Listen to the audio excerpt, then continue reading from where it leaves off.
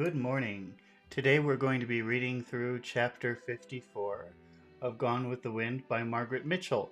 But we're not just going to be reading the words, we're going to be stopping and talking about interesting vocabulary words as we go, or interesting phrases. And we're doing it live, so if you're watching this with me right now live, then you can ask questions. What does this mean? What does that mean? Explain this. I don't understand. That's the whole point of doing the video. So I encourage you to ask questions in the comments. And also, what we've been doing when we finish the chapter is bringing some people in from Discord and practicing some of these interesting vocabulary words. But the focus is on pronunciation and intonation and accentuation. So if you want to improve your accent or your pronunciation, then I encourage you to stay until the end, because for the last hour, that's what we do. That's what we practice. And anyone can join. There's a link in the description to the Discord group where we practice, and it's always the first two people who volunteer in the Discord group when the video starts. Those are the two people that get picked. So if you want to volunteer, you'll have to be the first once the video starts. All right, well, let's get started with chapter 54 of Gone with the Wind.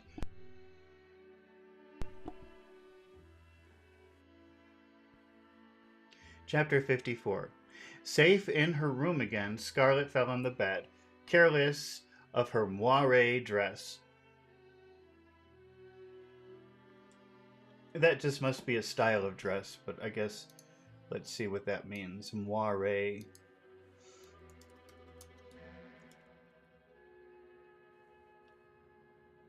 Oh, I guess it's a type of fabric.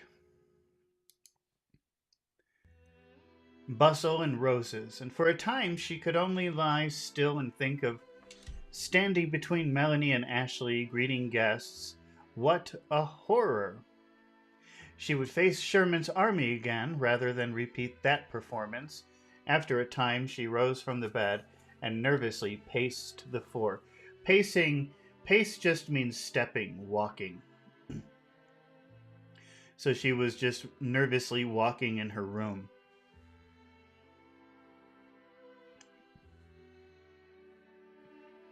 Shedding garments as she walked. Now the word shed is kind of interesting. Let's take a look at that for a moment.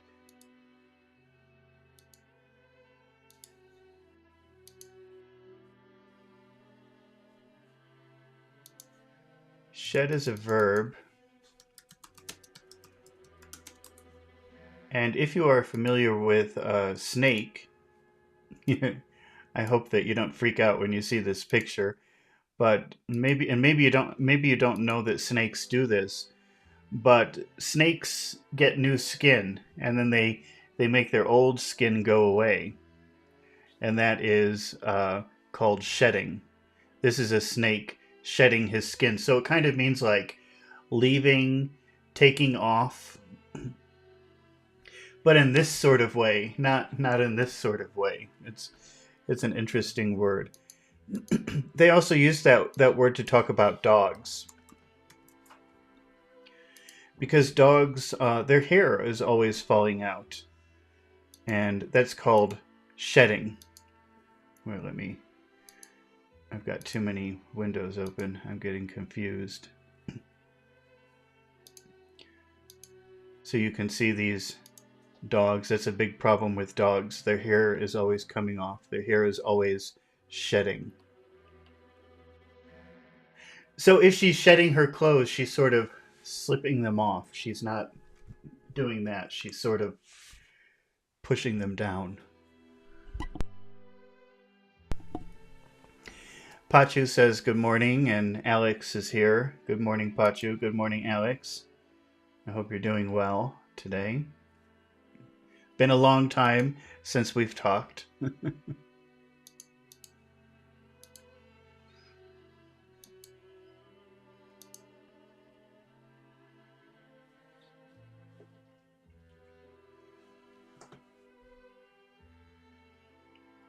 Shedding garments, garments are pieces of clothes, shedding garments as she walked. Reaction from the strain set in, and she began to shake.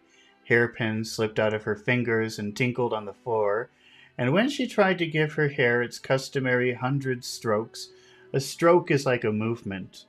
So that means that maybe every night she had the habit of giving 100 strokes to her hair, brushing her hair 100 times.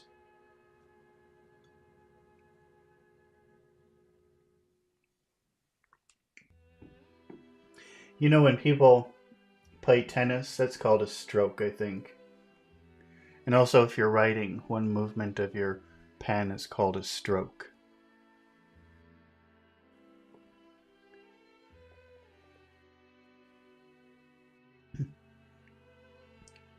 When she tried to give her hair its customary 100 strokes, she banged the back of the brush hurtingly against her temple. This is your temple here. So this is your forehead, but right around here is your temple.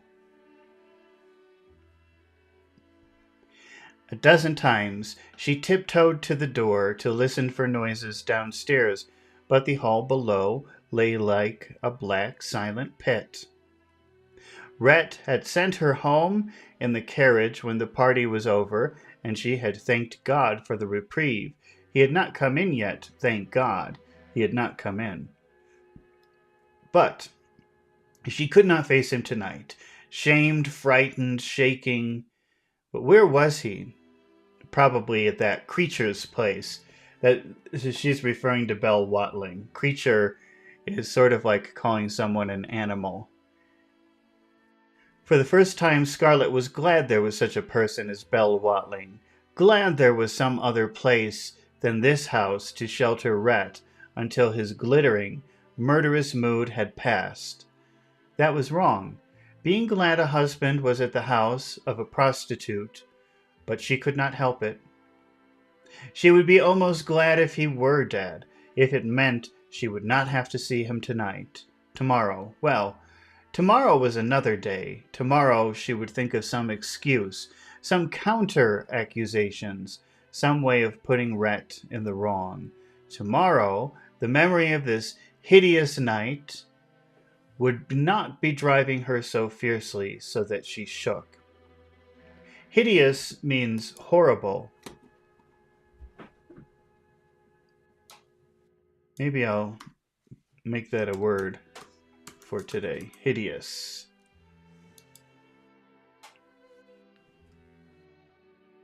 Tomorrow she would not be so haunted by the memory of Ashley's face, his broken pride and his shame, shame that she had caused, shame in which he had so little part.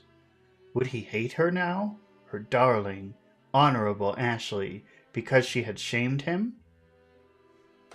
Of course he would hate her now. Now that they had both been saved by the indignant squaring of Melanie's thin shoulders and the love and outspoken trust which had been in her voice as she crossed the glassy floor to slip her arm through Scarlet's and face the curious, malicious, covertly hostile crowd. If something is covert, it means it's hidden, like you can't see it. So she's remembering the party and how everybody was shocked to see her and shocked to see the way that she was dressed. But Melanie came right over and put her arm under Scarlet. She took her arm like, "Oh, Scarlet," in a very sincere way. But all the faces were curious, malicious. Remember, when you see that word mal, that means bad or evil. So they had an evil look. But also, and covertly hostile. To be hostile means to be angry towards something. And if you're covertly hostile, that means you're hiding your anger. It's there, but you're hiding it. How neatly Melanie had scotched the scandal. I've never heard that before. Wait, let's ask ChatGPT to scotch something. To scotch something. I wonder if that's a mistake I've never. That seems such a weird thing to say.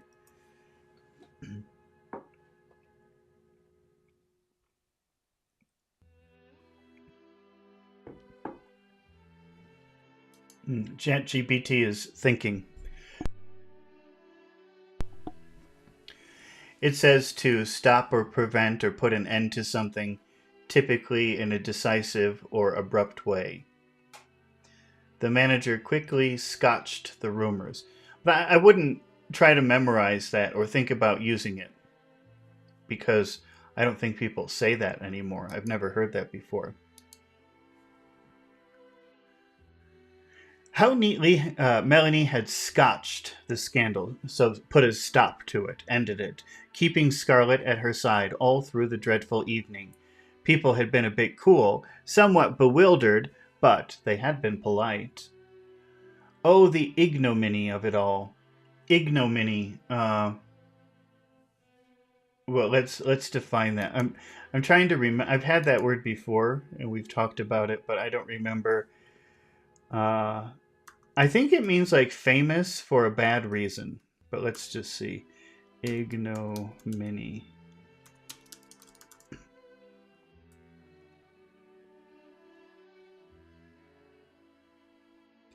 It's funny because you have that word igno in the front, which would mean like ignore, right? I guess. Humiliation, disgrace, dishonor. Ignominia, meaning disgrace. So it's a Latin word.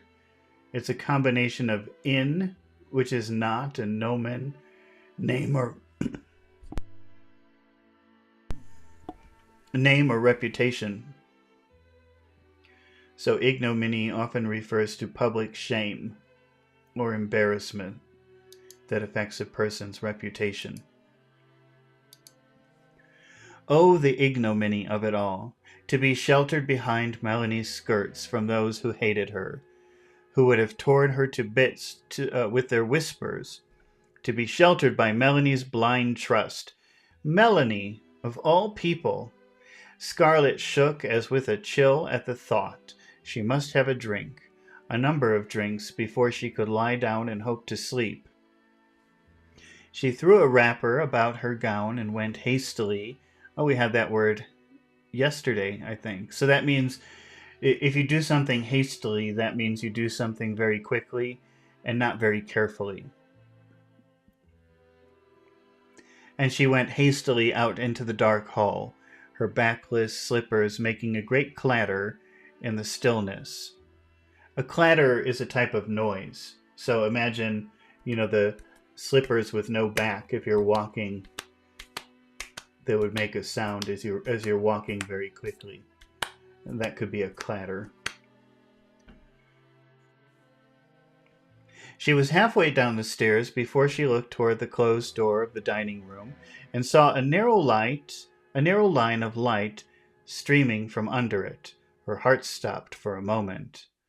Had that light been burning when she came home? And had she been too upset to notice it? Or was Rhett home after all? He could have come in quietly through the kitchen door. If Rhett were home, she would tiptoe back to the bed without her brandy, much as she needed it. And then she wouldn't have to face him. Once in her room, she would be safe, for she could lock the door. She was leaning over to pluck off her slippers so that she might hurry back in silence when the dining room door swung open abruptly, and Rhett stood silhouetted against the dim candlelight behind him. I think we've talked about the word silhouette before, but I'll just show you to remind you again what that means.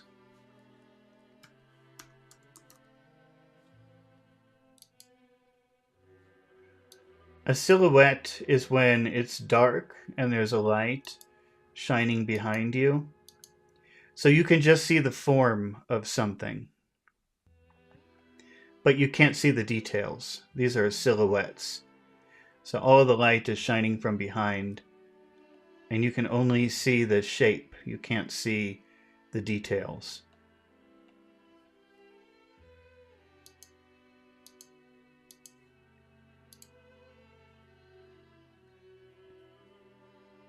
Rhett stood silhouetted against the dim candlelight behind him. He looked huge, larger than she had ever seen him, a terrifying, faceless, black bulk that swayed slightly on its feet. Swaying is this movement.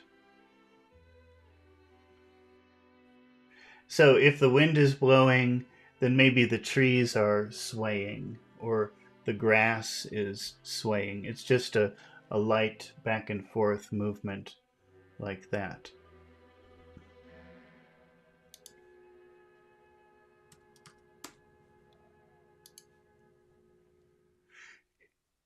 Or if you're drinking, and he was drinking, that's why he's swaying. He's trying to stand, but he's drunk, so he's standing like this.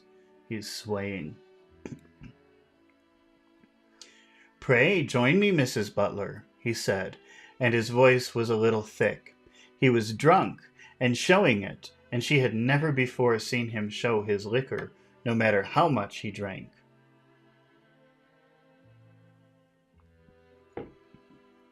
She paused irresolutely, saying nothing, and his arm went up in gesture of command. "Come here, damn you," he said roughly. He must be very drunk, she thought, with a fluttering heart.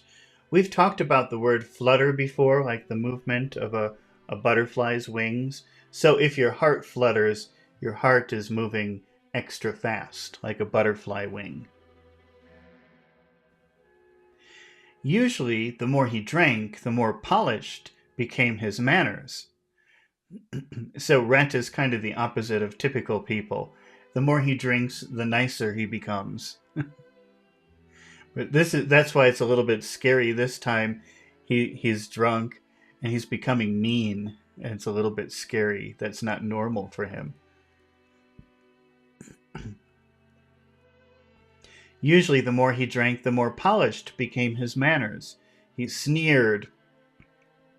Remember, sneer is like a look of hatred. He sneered. His words were apt to be more biting, but the manner that accompanied them was always punctilious. Too punctilious. I have no idea what that word means, punctilious. Or if I'm saying it correctly, let's see. Punctilious.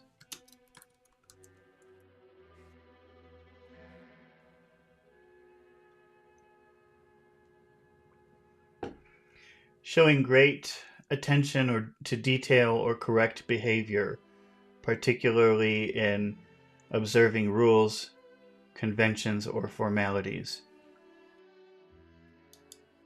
Let's see. And it comes from a word that means points. Punct, point. So paying attention to small details. But it's not a word that you should try to use in regular conversation. Let me just get the pronunciation.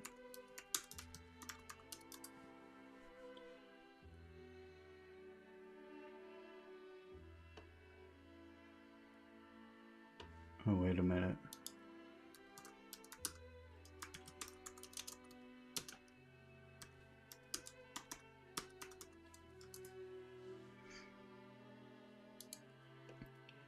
Punctilious. Okay. All right. I must never let him know I'm afraid to face him, she thought. And clutching, remember, clutching means holding something very tightly. Clutching the wrapper closer to her throat, she went down the stairs with her head up and her heels clicking noisily. He stood aside and bowed her through the door with a mockery that made her wince. So as she was walking, he was super extra polite to her. Enter, but it's a mockery. He's making fun of her, and that made her wince. She saw that he was coatless, and his cravat hung down on either side of his open collar. His shirt was open down to the thick mat of black hair on his chest. His hair was rumpled, and his eyes bloodshot and narrow. One candle burned on the table, a tiny spark of light that threw monstrous shadows about the high-ceilinged room and made the massive sideboards and buffet look like still, crouching beasts. On the table, on the silver tray, stood the decanter. A decanter is like a bottle, a glass bottle, usually for alcohol, with a cut glass stopper surrounded by glasses. "Sit down," he said curtly, following her into the room. Now a new kind of fear crept into her. We keep seeing the word creep as a verb, but we never practice it, so let's practice that word today.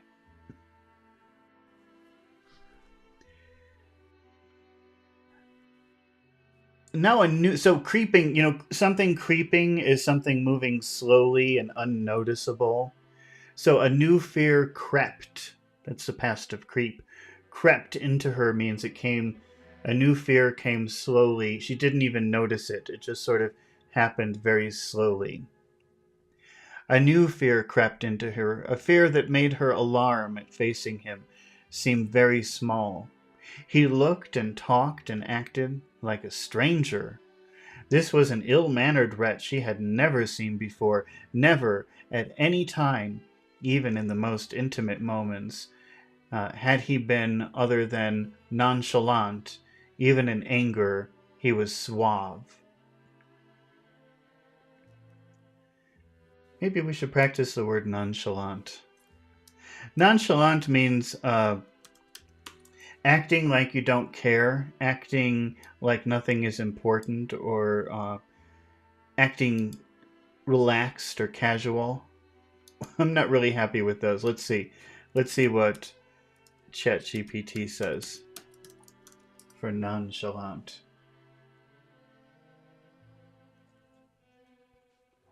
Appearing calm, relaxed, or unconcerned, especially in a situation where others might expect more emotion. So it's like acting like you don't care when you should care. So imagine if you're talking to a very scary person, maybe a big scary person with a gun, but instead of acting afraid like you should, you just act like you don't care. "Oh, hi. How are you doing?" That's being nonchalant.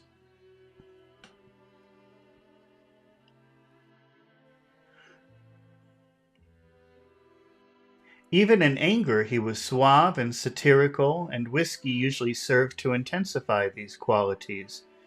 At first it had annoyed her, and she had tried to break down that nonchalance, but soon she had come to accept it as a very convenient thing.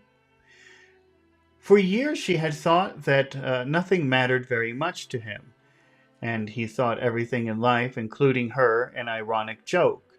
But as she faced him across the table, she knew with a sinking feeling in her stomach that at last something was mattering to him, mattering very much.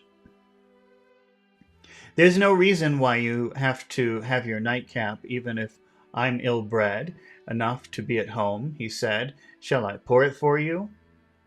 "I did not want a drink," she said stiffly.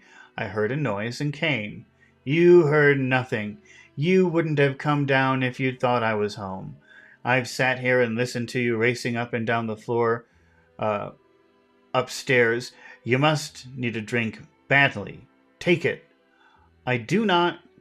He picked up the decanter and sloshed a glassful untidily. In Dracula, we were talking about water lapping, the sound of water lapping. That's sort of like a very calm wave.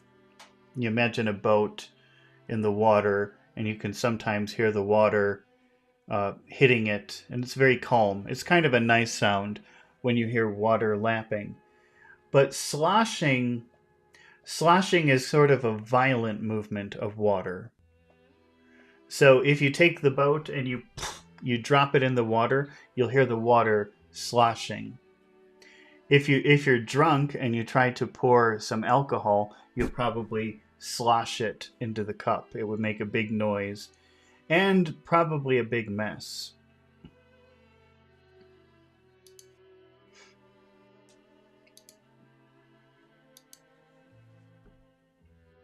"Take it," he said, shoving it into her hand. "You're shaking all over. Oh, don't give yourself airs. I know you drink on the quiet, and I know how much you drink. For some time I've been intending to tell you to stop your elaborate pretenses and drink openly if you want to. Do you think I give a damn if you like your brandy?"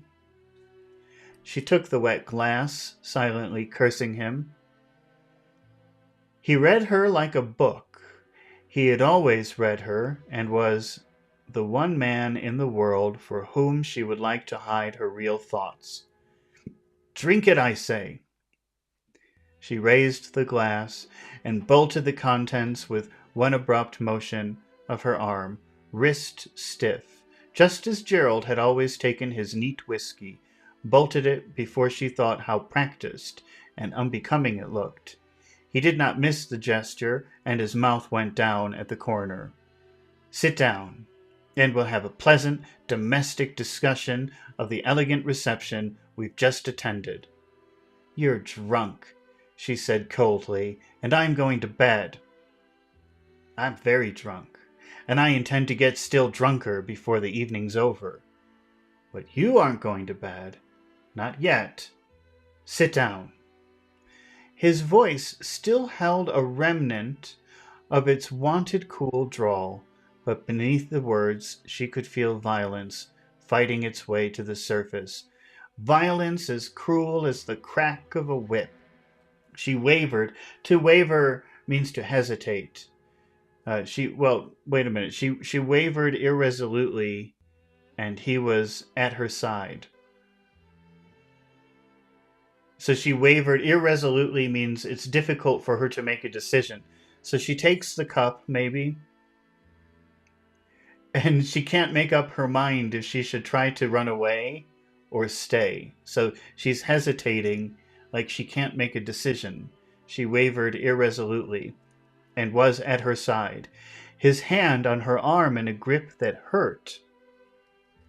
He gave it a slight wrench, and she hastily sat down with a little cry of pain. Now she was afraid, more afraid than she had ever been in her life, and he leaned over her.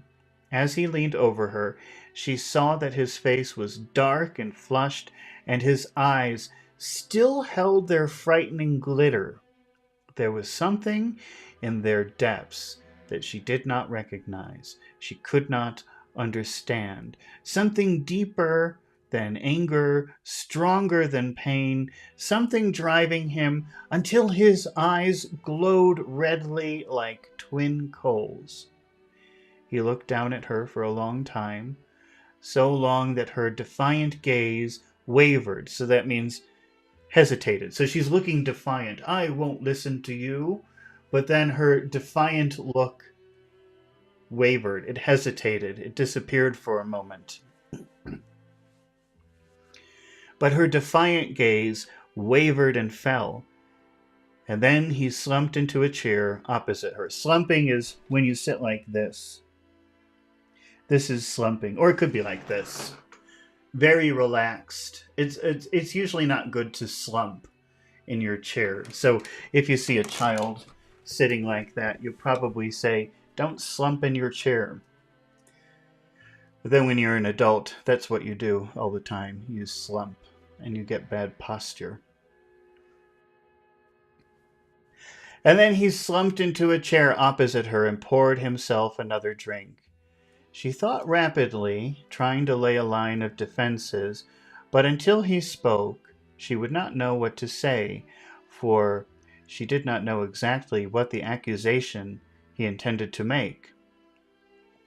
He drank slowly, watching her over the glass as she tightened her nerves, trying to keep them from trembling. For a time his face did not change its expression, but finally he laughed, still keeping his eyes on her, and at the sound she could not still her shaking. "It was an amusing comedy this evening, wasn't it?" she said. Nothing. She said nothing, curling her toes in the loose slippers. So you normally your toes are like this, but if you curl your toes, they go like this. Curling your toes. Curling her toes in the loose slippers in an effort at controlling her quivering. "A pleasant comedy, with no character missing. The village assembled to stone the erring woman." That word erring comes from the same word as error, making mistakes. So an erring woman would be a woman not behaving properly, making mistakes. And that's Scarlet. So he's saying this was like a story. Scarlet shows up at the party, and all of the people are ready to throw rocks at her, to stone her for being a bad woman.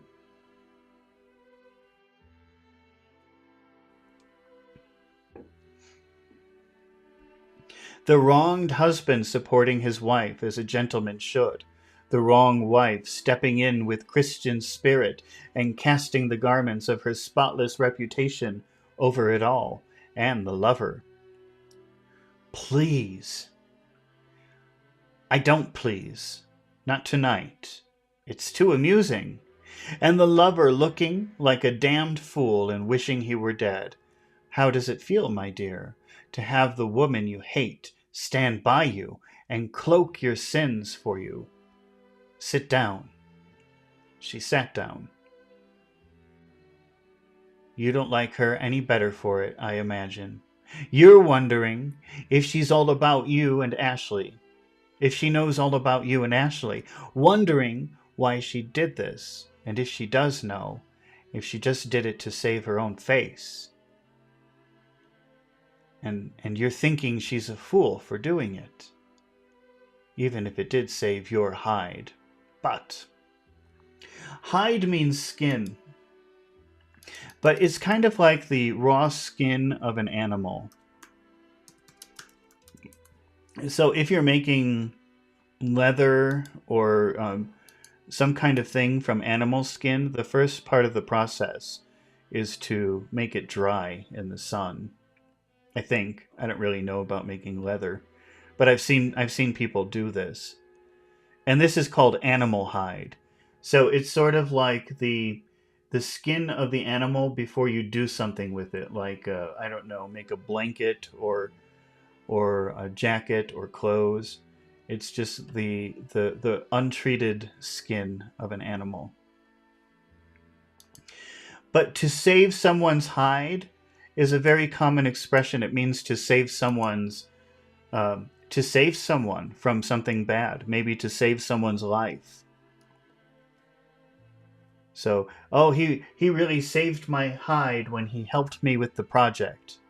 So that means, like, I thought I would die if I didn't have help with the project. I was going to die because I was failing so badly. And here Rhett is telling her, Melanie saved your hide. So you hate her, you still hate her, even though she saved your hide, even though she saved your life.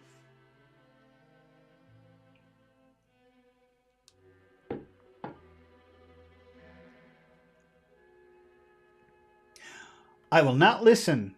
"Oh, yes, you will listen.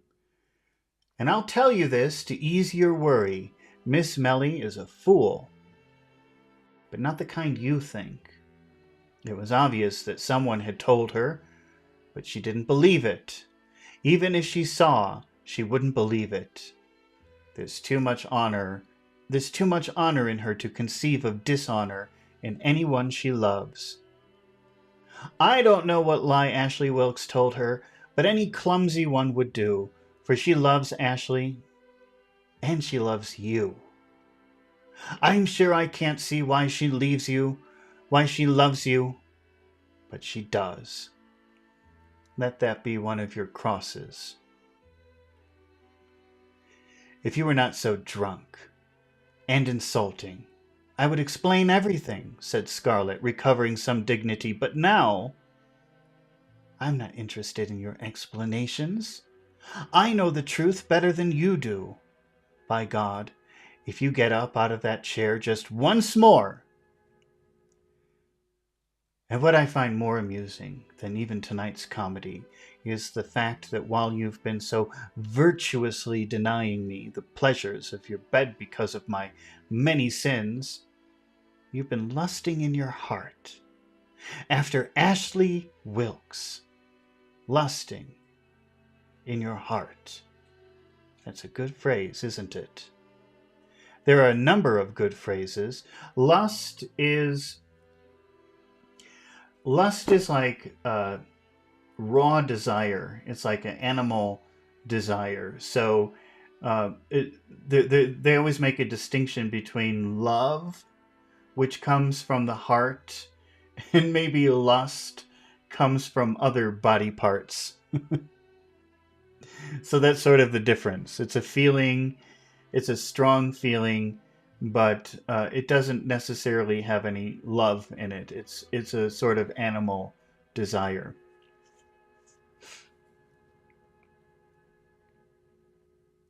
There are a number of good phrases in that book, aren't there? What book? What book? Her mind ran on foolishly, irreverently, as she cast frantic eyes about the room, noting how dully massive the silver gleamed in the dim light, how frighteningly dark the corners were. And I was cast out because my coarse ardors were too much for your refinement, because you didn't want any more children. How bad that made me feel, dear heart, how it cut me. So I went out and found pleasant consolation and left you to your refinements. So this is a very rare moment where Rhett is talking about his feelings, because at one point Scarlett decided, I don't want any more children, and she thought, if I ever sleep with a man again, it would be with Ashley, not my husband. And she told her husband, she said, I don't want you coming to my room anymore. So he said, fine. And Rhett never acts like he cares, but right now he's admitting how much he hurt her, how much she hurt him.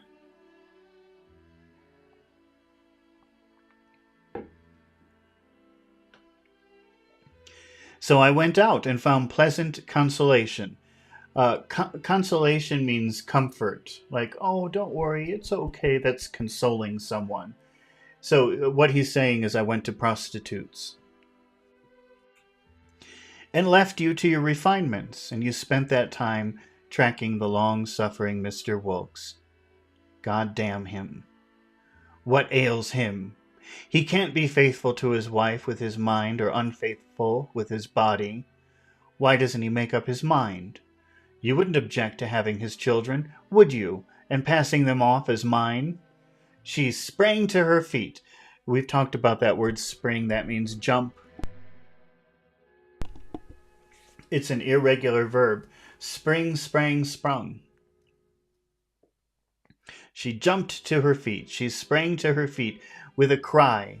He lunged from his seat. When lunging is sort of like moving forward to attack. He lunged from his seat, laughing at the soft laugh that made her blood cold. Laughing that soft laugh that made her blood cold. He pressed her back into the chair with large brown hands and leaned over her. Observe my hands, my dear, he said, flexing them. Flexing is like this. If you flex your muscles, you're going like this. Look at my big muscles. But he's flexing his hands. I could tear you to pieces with them, with no trouble whatsoever. And I would do it if it would take Ashley out of your mind. But it wouldn't. So I think I'll remove him from your mind forever this way. I'll put my hands so on each side of your head, and I'll smash your skull between them like a walnut. That will blot him out. His hands were on her head, under her flowing hair, caressing hard, turning her face up to his. and she was looking into the face of a stranger, a drunken, drawling-voiced stranger. She had never lacked animal courage, and in the face of danger it flooded back hotly into her veins, stiffening her spine, narrowing her eyes. "You drunken fool," she said, "take your hands off of me." To her surprise, he did so, and seating himself on the edge of the table, he poured himself another drink. "I've always admired your spirit, my dear, never more now than when you're cornered." She drew her wrapper close about her body. Oh, if she could only reach her room and turn the key in the stout door and be alone.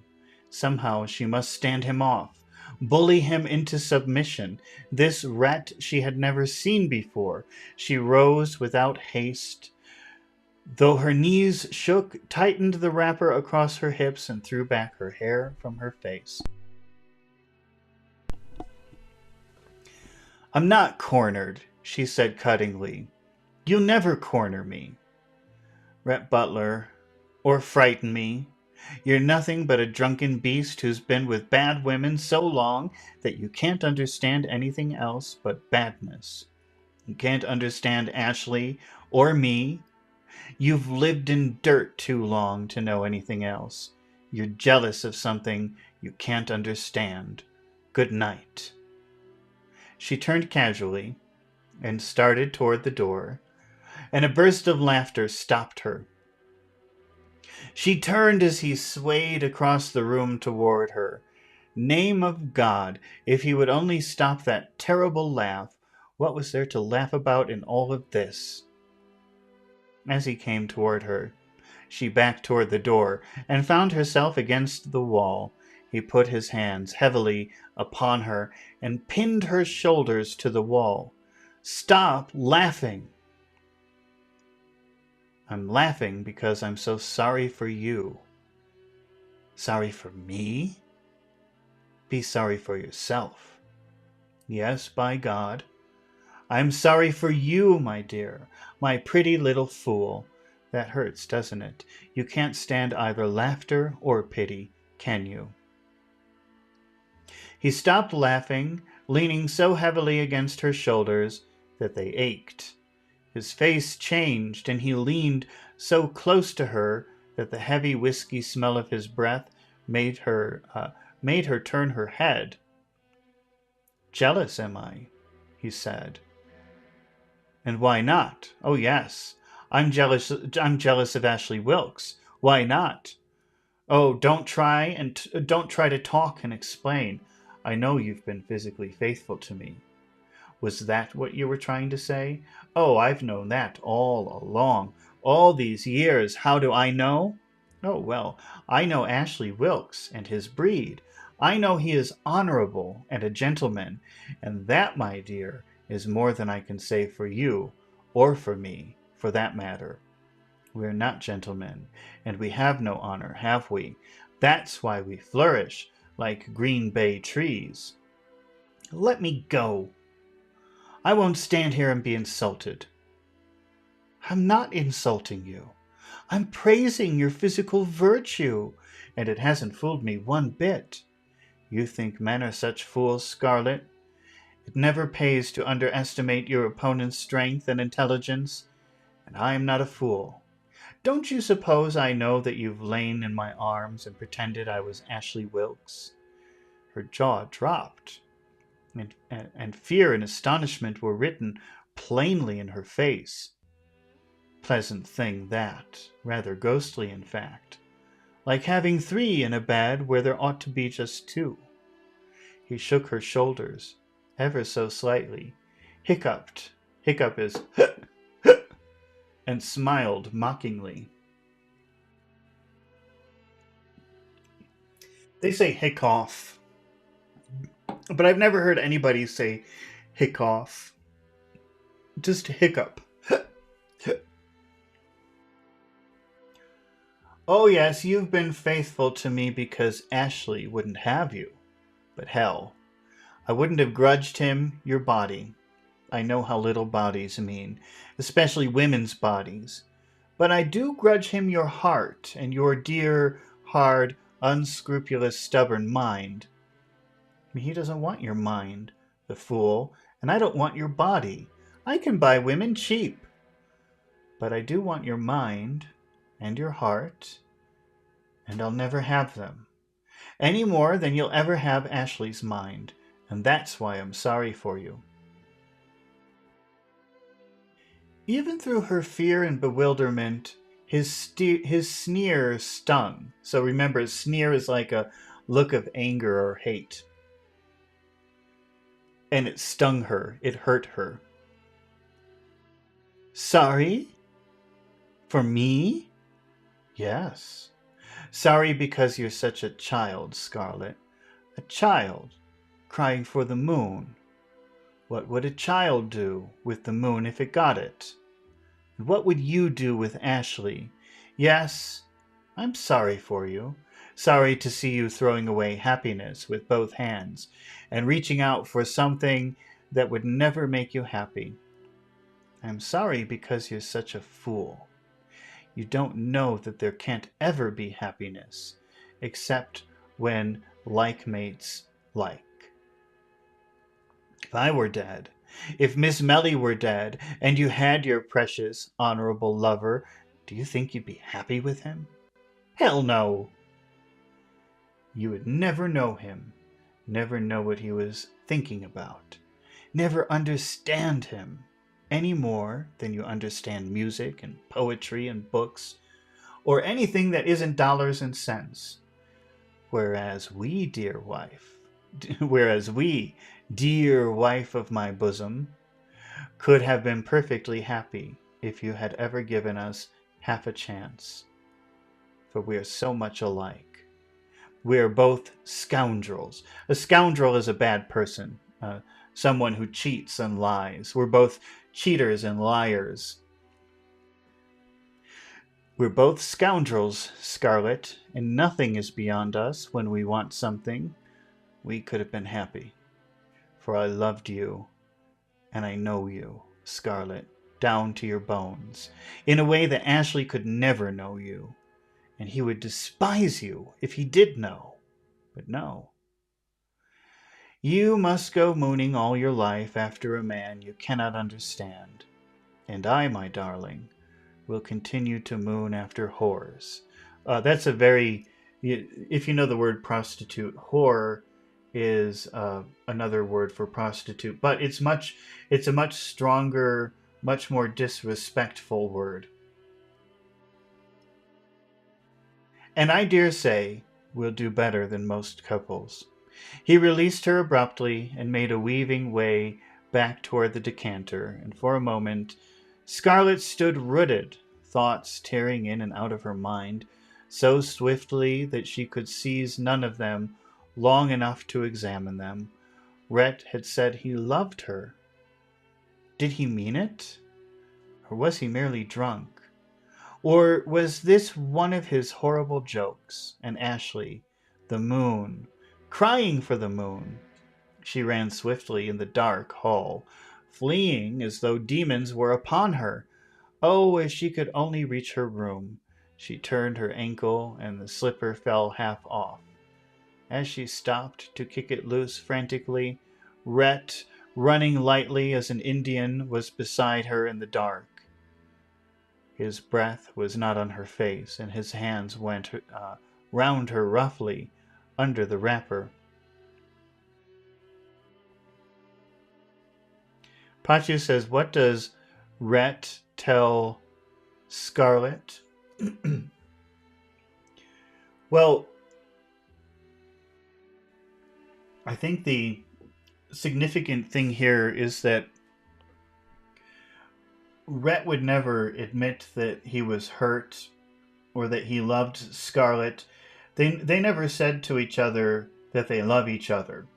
They just got married because they have very similar personalities, and that never bothered Rhett. So he didn't really care if she loved him, or that's what he said. That's how he always acted. And in this conversation, he's very drunk, and he admits for the very first time that he hurt her very much, or she hurt him very much, and that he does love her. And this is very strange. So she's confused and she doesn't know what to think. Does he really love me, or was he just said that? I don't understand. Is he just drunk, or is this some kind of joke? Or is he serious? Does he really love me? So that's what she's thinking about here.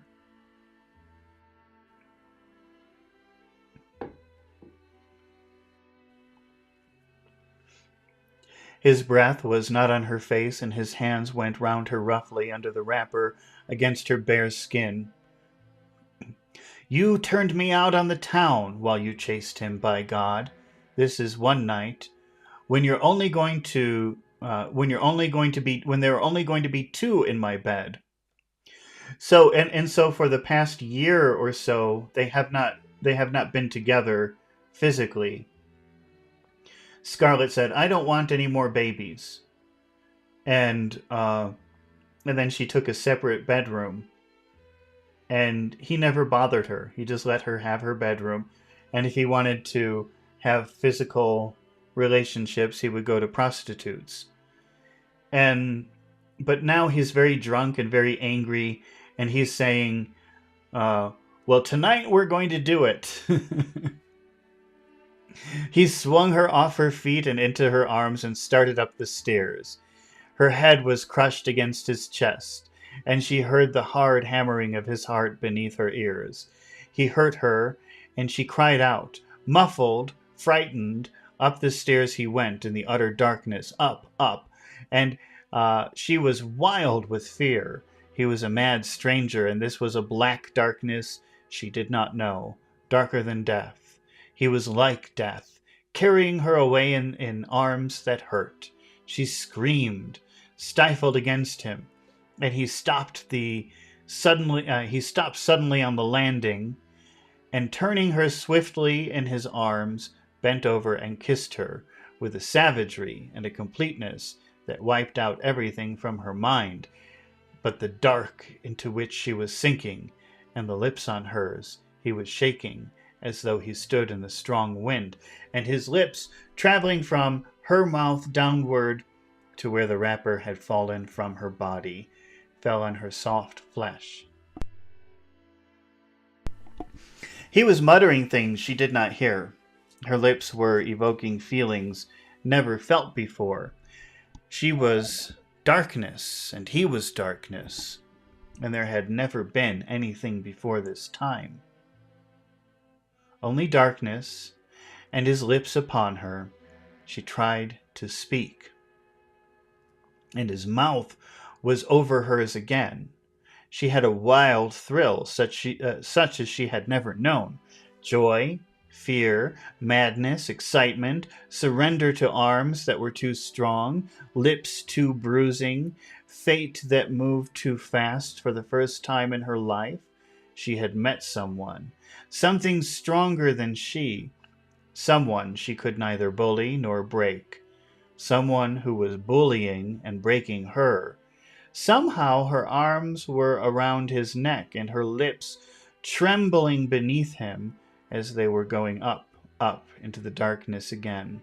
A darkness that was soft and swirling and all-enveloping. When she awoke the next morning, he was gone, and had it not been for the rumpled pillow beside her, she would have thought the happenings of the night before a wild, preposterous dream. Preposterous means ridiculous.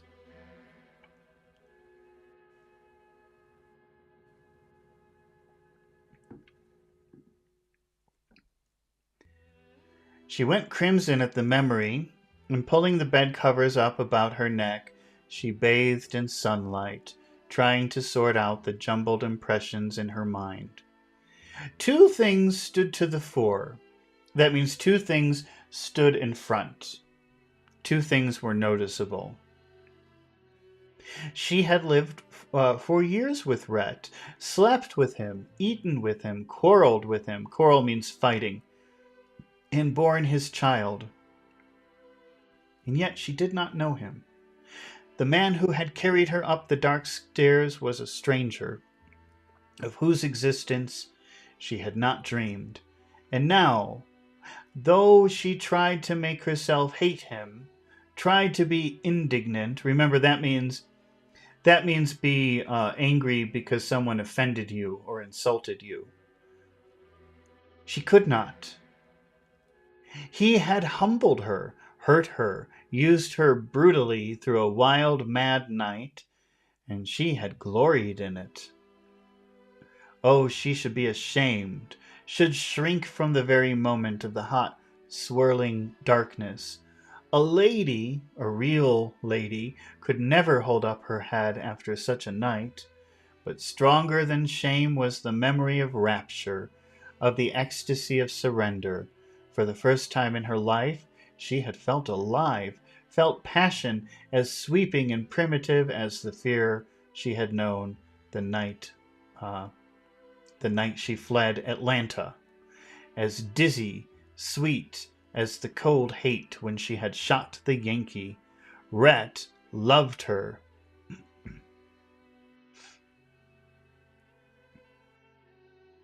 Pachu says, can you say story which is going on here?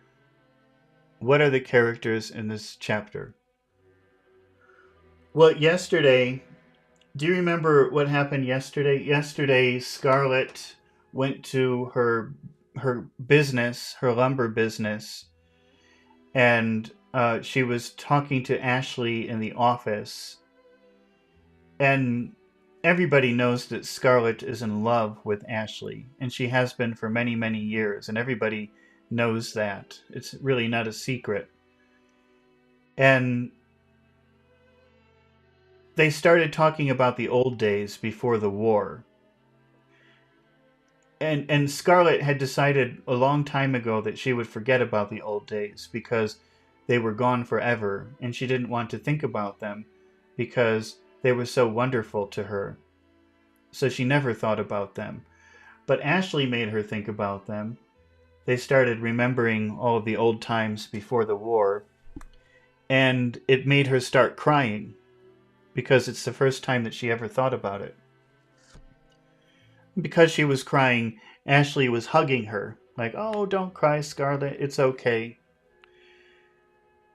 But when that was happening, 3 people came in.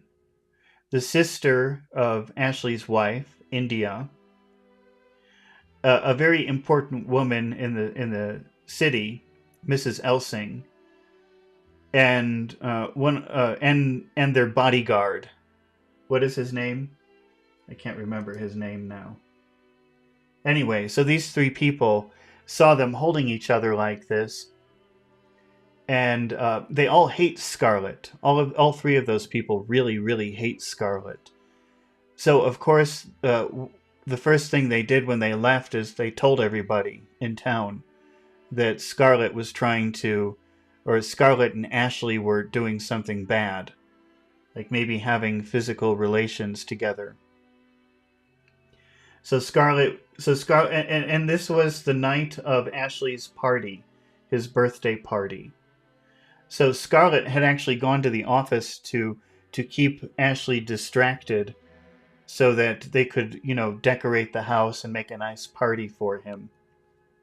But then it turned into this horrible story that Scarlett was doing something bad with him.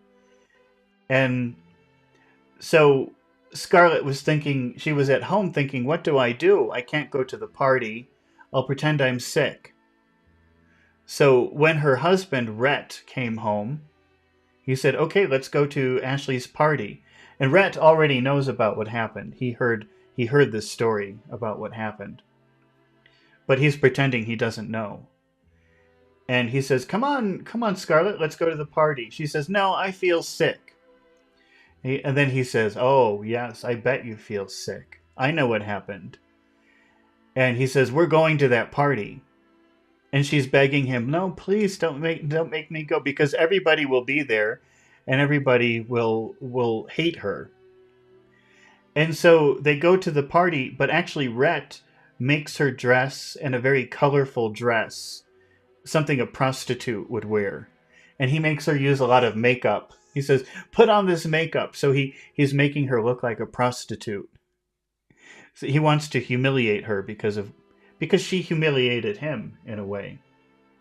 So Scarlett has to go to the party dressed like a prostitute and pretend like nothing is wrong.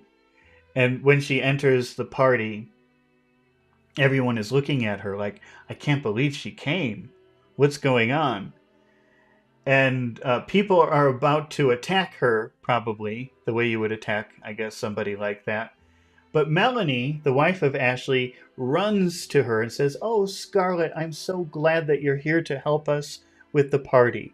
And she's super nice to her because that's just the way that Melanie is. So Scarlett had to go through the entire night being humiliated, knowing that everybody was talking about her and saying bad things about her, except the one person who probably should be angry, the wife of Ashley, Melanie. So then she gets home and she's getting ready for bed and she's thinking, "Oh, that was such a horrible night. I'm so happy it's finished." But she wants to have a drink. She wants to have some kind of alcohol. And she thinks that her husband is not home. And her husband is very, very angry because of the way she treated him, the way she humiliated him in the town. So she goes downstairs to try to have some drink before she goes to bed, and thinking her husband isn't home. But actually, he's sitting in the dining room drinking, and he's very, very drunk. And so then they have this conversation in the dining room where he confesses that he loves her. He's never said that before. And that she hurt him very much. He would never normally talk like this. It's very unusual for him. And Scarlett is very afraid because he never talks like that. And she tries to go upstairs to get away from him, but he takes her and he says, "We haven't been together like a husband and a wife for a very long time because you don't want to. You only want Ashley. And I know that. But tonight, I don't care. I'm going to take you." So that's what happened. And now the next morning, he's gone. He's not in the home anymore. And Scarlett's very confused about what happened because she hated it, but she liked it at the same time. Does that make sense? Do you understand what's happening in the story now, Pacho? So now she's in her bed in the morning thinking about everything. Did that really happen last night, or was it just a dream?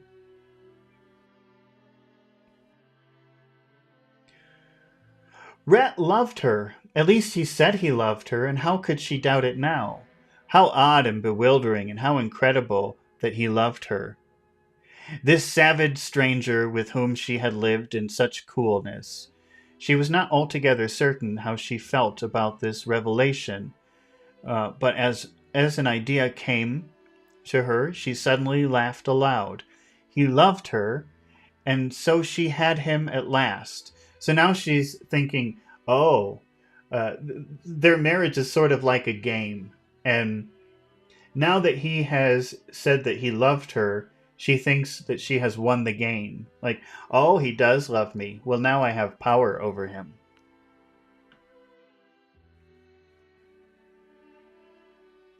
He loved her, and so she had him at last. That means she won. She had him. She won the game. She had almost forgotten her early desire to entrap him into loving her, so that she could hold the whip over his insolent black head, and now it came back, and it gave her great satisfaction. For one night he had her at his mercy, but now she knew the weakness of his armor. So she's saying last night he won, he took her without her permission, so he won that game. But this morning I win the big game because now I know his secret. He really does love me. I have power over him. From now on, she had him where she wanted him. She had smarted under his jeers for a long time, but now she had him where she could make him jump through any hoops she cared to. Do you know that's an interesting expression? Let's take a look at that for a minute.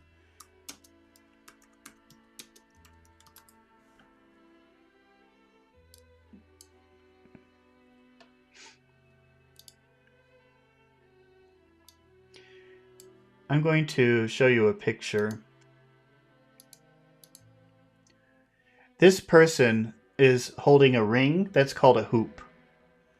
And you know, you can train an animal to do tricks like jumping through a hoop.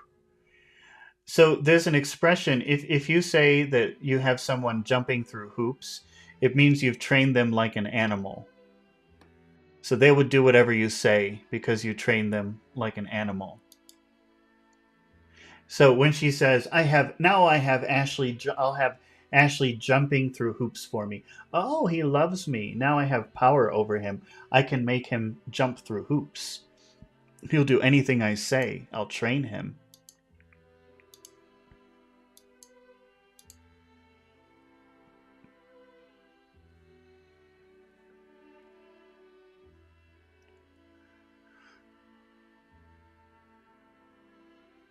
When she thought of meeting him again, face to face in the sober light of day, a nervous tingling embarrassment that carried with it an exciting pleasure enveloped her. I'm as nervous as a bride, she thought, and about Rhett. And at that idea she fell to giggling foolishly. But Rhett did not appear for dinner, nor was he at his place at the supper table. The night passed, a long night during which she lay awake until dawn. Her ears strained to hear his key in the latch, but he did not come. When the second day passed with no word from him, she was frantic with disappointment and fear, and she went by the bank, but he was not there. She went to the store and was very sharp with everyone, for every time the door opened to admit a customer, she looked up with a flutter, hoping it was Rhett. And when she went to the lumber yard and bullied Hugh until he hid himself behind a pile of lumber, but Rhett did not seek her there. She could not humble herself to ask friends if they had seen him. She could not make inquiries among the servants for news of him, but she felt they knew something she did not know. Negroes always knew everything. Mammy was unusually silent these 2 days. She watched Scarlett out of the corner of her eye and said nothing. When the second night had passed, Scarlett made up her mind to go to the police. Perhaps he had an accident. Perhaps his horse had thrown him, and he was lying helpless in some ditch. Perhaps, oh, horrible thought, perhaps he was dead.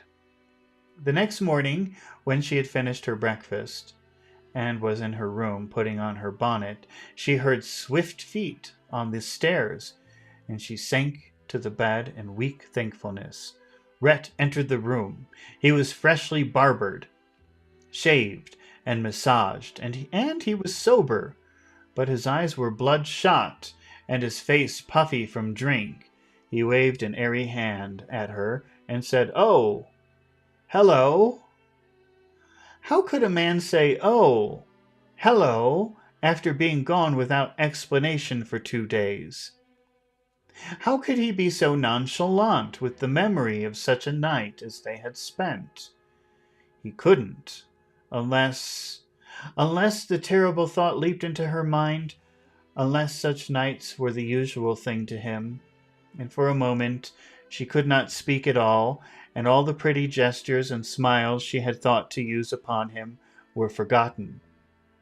He did not even come to her to give her his usual offhand kiss, but stood looking at her with a grin, a smoking cigar in his hand. Where have you been? Don't tell me you don't know." I thought surely the whole town knew by now. Perhaps they all do.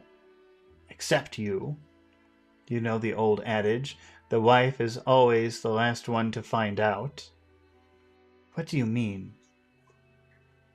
I thought that after the police called at Belle's night before last, Belle's, that's that woman you've been with. Of course.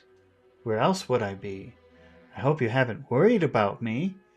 You went from me to, oh, come, Scarlet, don't play the deceived wife. You must have known about Belle long ago. So he's drunk. He's still drunk. It's 2 days later. And he comes back because she actually went to the police looking for him. Have you seen my husband? Where's my husband? So the police have been going around town looking for him. And he was at Belle Watling's. She's a prostitute. And so he's sort of making fun of her. Like, oh, I was at Belle's. The police came looking for me. So he's saying, I know what you were doing. I know that you were looking for me, that you were worried about me. Sircon says, who won the game? I'm not sure. Seems like at the moment now Rhett is winning the game. Because he says, I know you went to the police. And they found me at Belle's. They found me at the prostitutes. And Scarlet says, after being with me, you went to that prostitute? And Rhett's like, yeah, of course.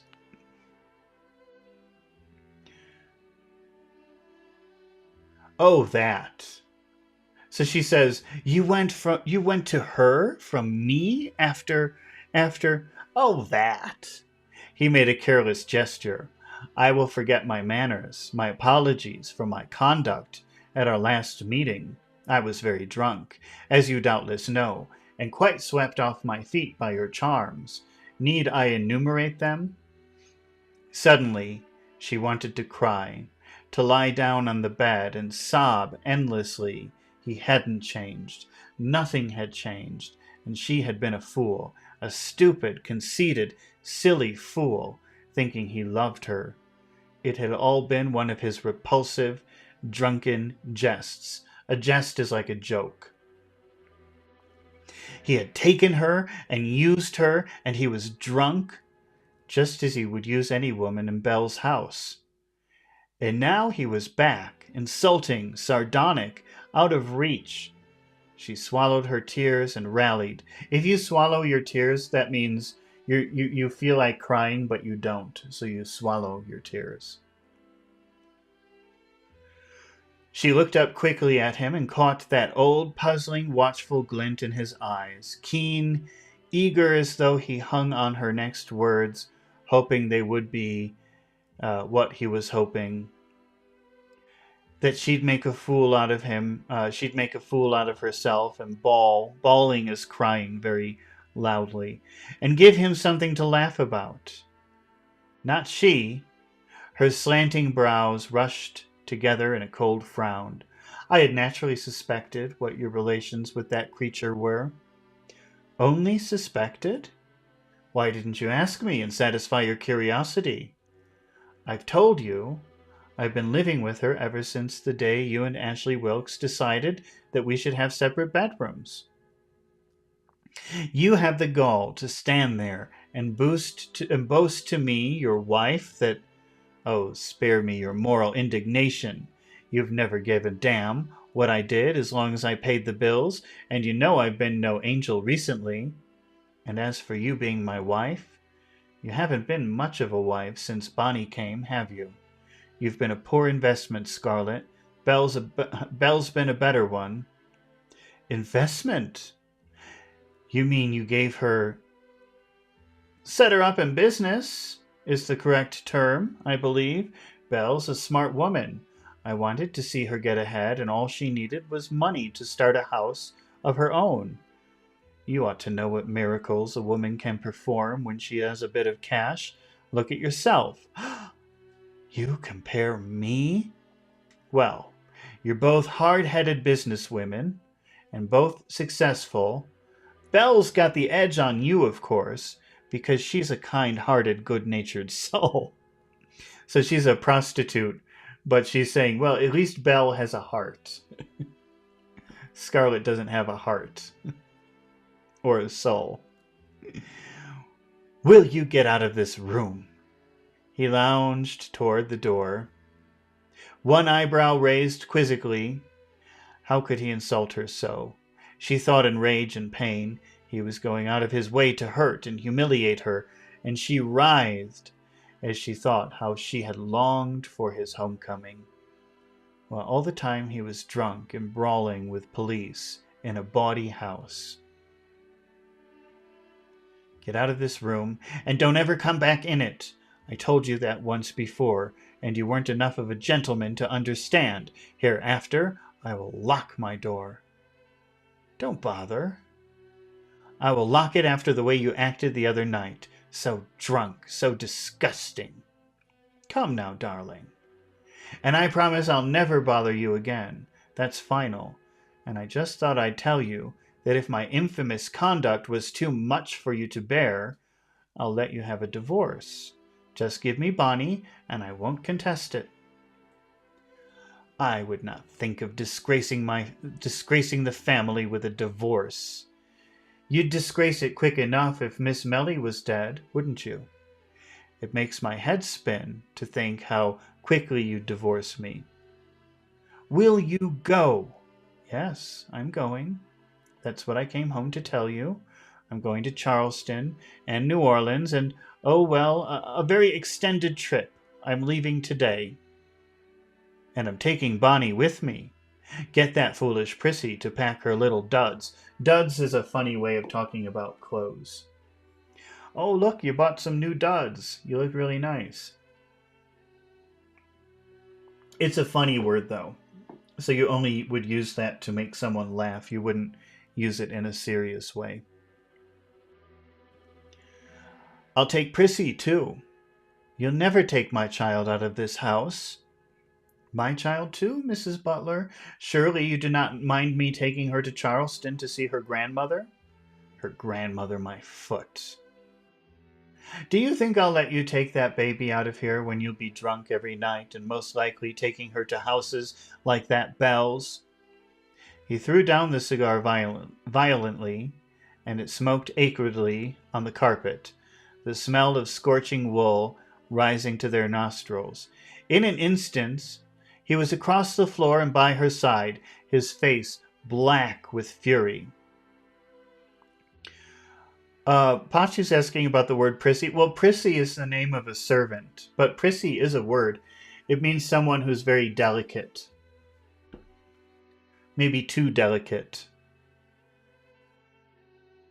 What happens if you... Let's see, prissy. I don't know what happens if I just look up the name. I guess it's a cartoon character.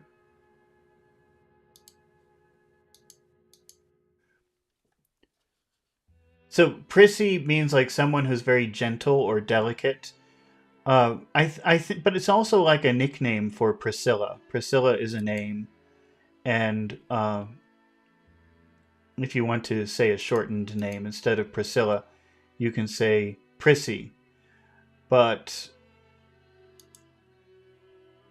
I would say that Prissy kind of means like extra feminine, extra sensitive.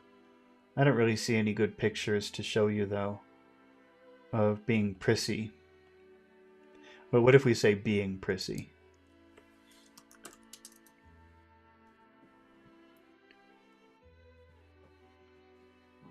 See, it's if you say being prissy, it says 3 ways to be girly. So it means like acting very girly, very feminine. Oh, that's so dirty. Oh, that's so disgusting. You know, it's being very sensitive, I would say, is probably how you could. But really here, it's not being used that way. It's just Priscilla. Her name is Priscilla, but they call her Prissy because it's easier to say. If you were a man, I'd break your neck for that. As it is, All I can say is for you to shut your goddamn mouth. Do you think I do not love Bonnie? That I would take her where my daughter? Good God, you fool. And as for you, giving yourself pious airs about your motherhood, why, a cat's a better mother than you. What have you ever done for the children? Wade and Ella are frightened to death of you, and if it wasn't for Melanie Wilkes, they'd never know what love and affection are. But Bonnie, my Bonnie, do you think I can't take better care of her than you? Do you think I'll ever let you bully her and break her spirits as you've broken Wade's and Ella's? Hell no. Have her packed up and ready for me in an hour. Or I warn you, what happened the other night will be mild beside what will happen. I've always thought a good lashing with a buggy whip would benefit you immensely. He turned on his heel before she could speak, and went out of the room on swift feet. She heard him cross the floor of the hall to the children's playroom and open the door. There was a glad, quick treble of childish voices, and she heard Bonnie's tones rise over Ella's. "Daddy, where have you been?" "Hunting for a rabbit skin to wrap my little Bonnie in. Give your best sweetheart a kiss, Bonnie. You too, Ella." Okay, so that was the end of chapter 54. And as Pachu said, there are 63 chapters. We're almost finished. Hopefully we'll finish pretty soon. This is the longest book I've ever read. 1,800 pages. Pachu's asking about the word treble. Treble means like low sounds. So I believe it's low. Wait, let me just check.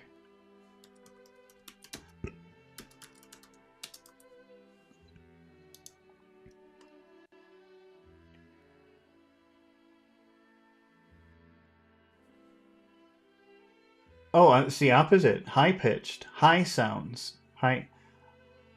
High-pitched sounds is a treble. So I had the opposite. Where was that? There was a glad, quick treble of childish voices.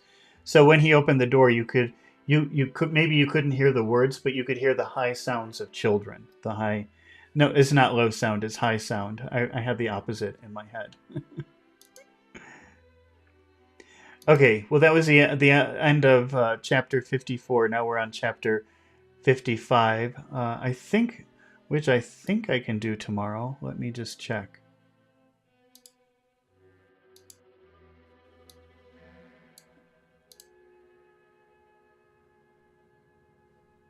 Yeah, I can do chapter 55 tomorrow. We're almost done with the longest book ever written. 1,800 pages. Okay. Well, Alex and Pachu have volunteered to practice pronunciation, intonation, and accentuation. So what we're going to do now is they're going to come in through Discord, and if you ever want to participate or volunteer, you can join the Discord group. There's a link in the description.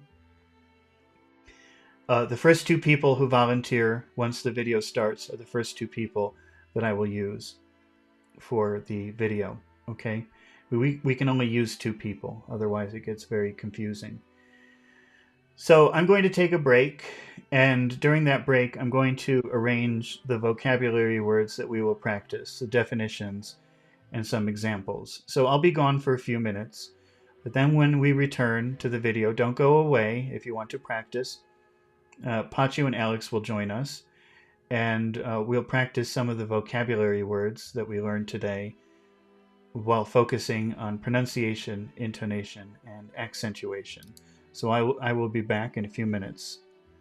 Sirkan says, what is the next book? Well, I was thinking about doing Sherlock Holmes. Those stories are pretty short, and there are a lot of them, so maybe like once a week we could do a story. Although maybe that's too ambitious. Maybe it would be longer than a week. But they seem pretty short, so I think that might be a good idea.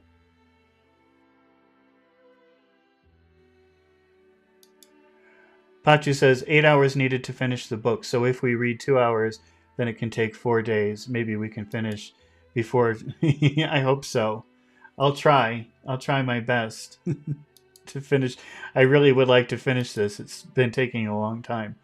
Okay, so I will return in a few minutes with everything ready for us. Okay, I'll be right back.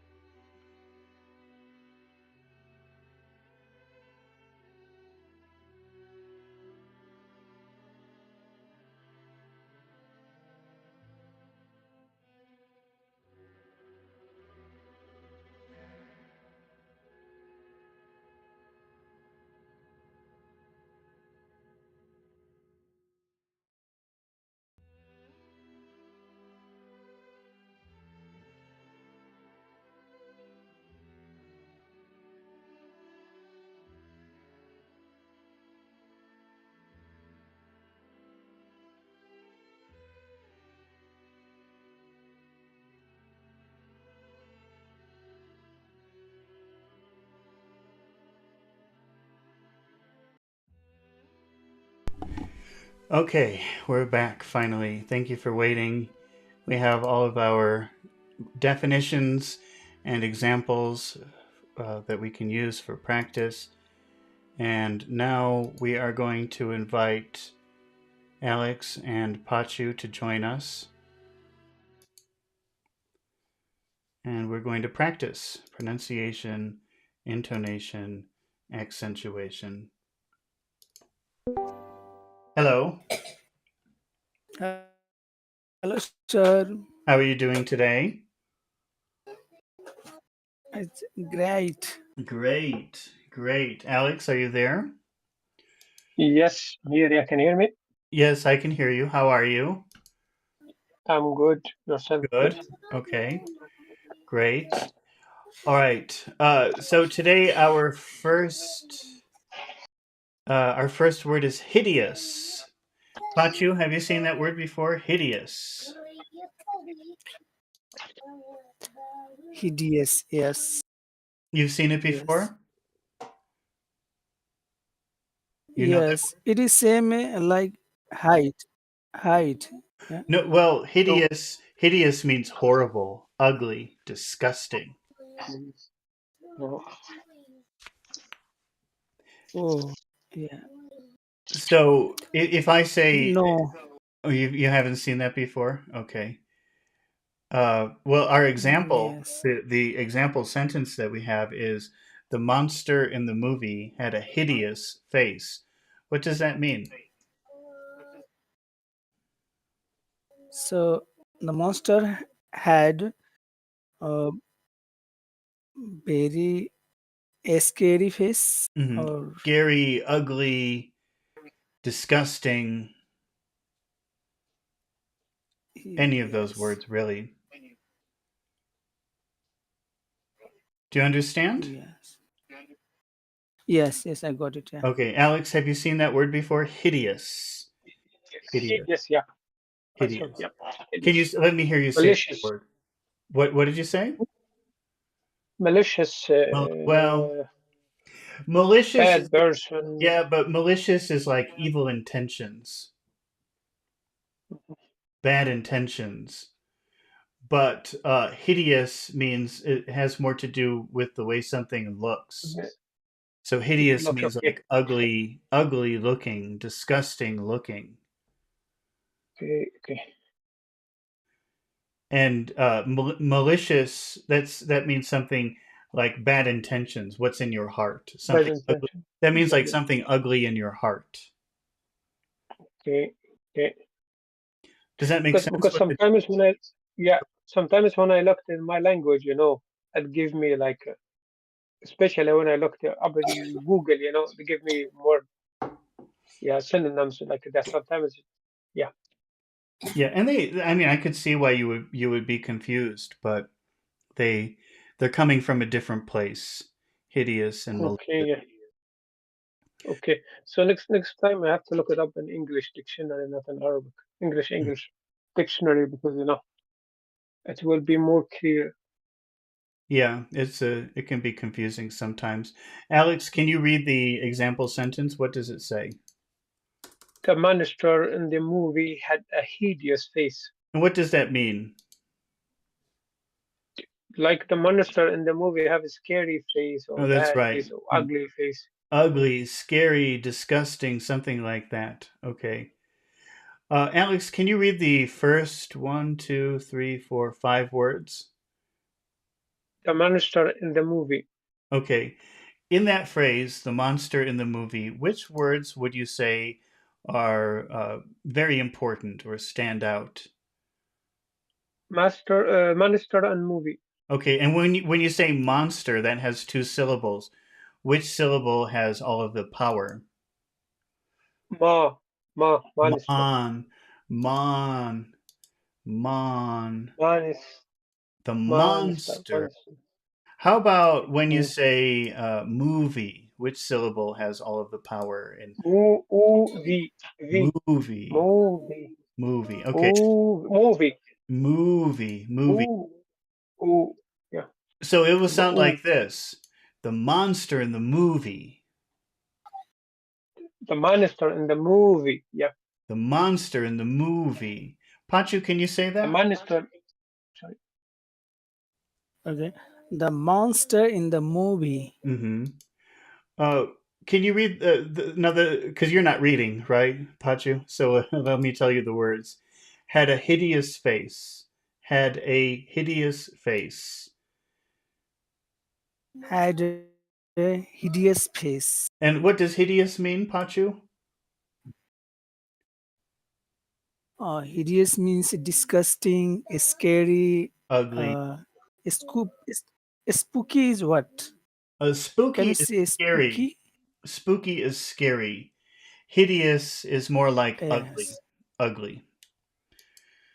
ugly. Okay. Which words are important in that phrase? Had a hideous face. Uh, is a hideous? Hideous. Okay. And what do you think about face? Do you think we should emphasize that word also? Yes, Okay. face.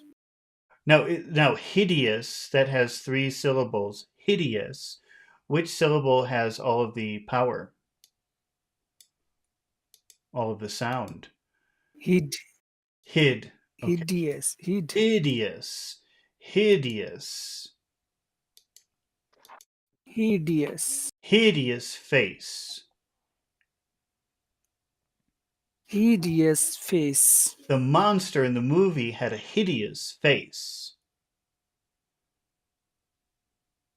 The monster in the movie had a hideous face. Okay, and we'll just give high tones to all of these important sounds. So we'll say the monster in the movie had a hideous, except the final sound will make low. The monster in the movie had a hideous face. The monster in the movie had a hideous face. Alex, can you say that? The monster in the movie had a hideous face. The monster in the movie had a hideous face. Mm-hmm. Okay. Uh, Alex, can you make a what Yes. kind of face have monster? How will you make a question? What kind of Yeah, face but monster have? yeah, yeah.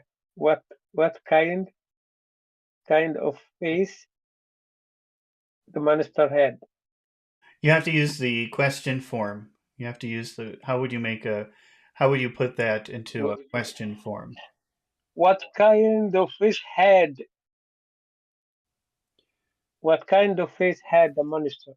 That's possible, but it's very unusual. Okay, it's not wrong, but it's very unusual. What would be a more typical way of making that question? Okay, we can see who had the hideous face. Well, here, let's. I'm going to help you out a little bit. Okay. So Okay, yeah. the monster in the movie. It would help if I could Mhm. type. The monster in the movie had a hideous face. So here's our sentence. How would you Mhm. make a yes no question? How would you ask a yes no question with this sentence? Had the monster. Okay, that is possible, but it's not typical. It's kind of unusual to make a question in that way. It's not wrong, but it would be Mhm. better if you could do this in a different way. Can you think of a different way to do that? Eh,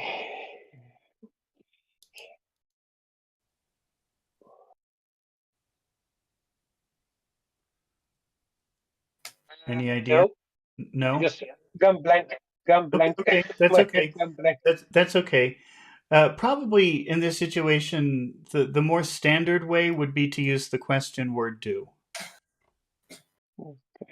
How so? Can you try to finish this question using the question word do?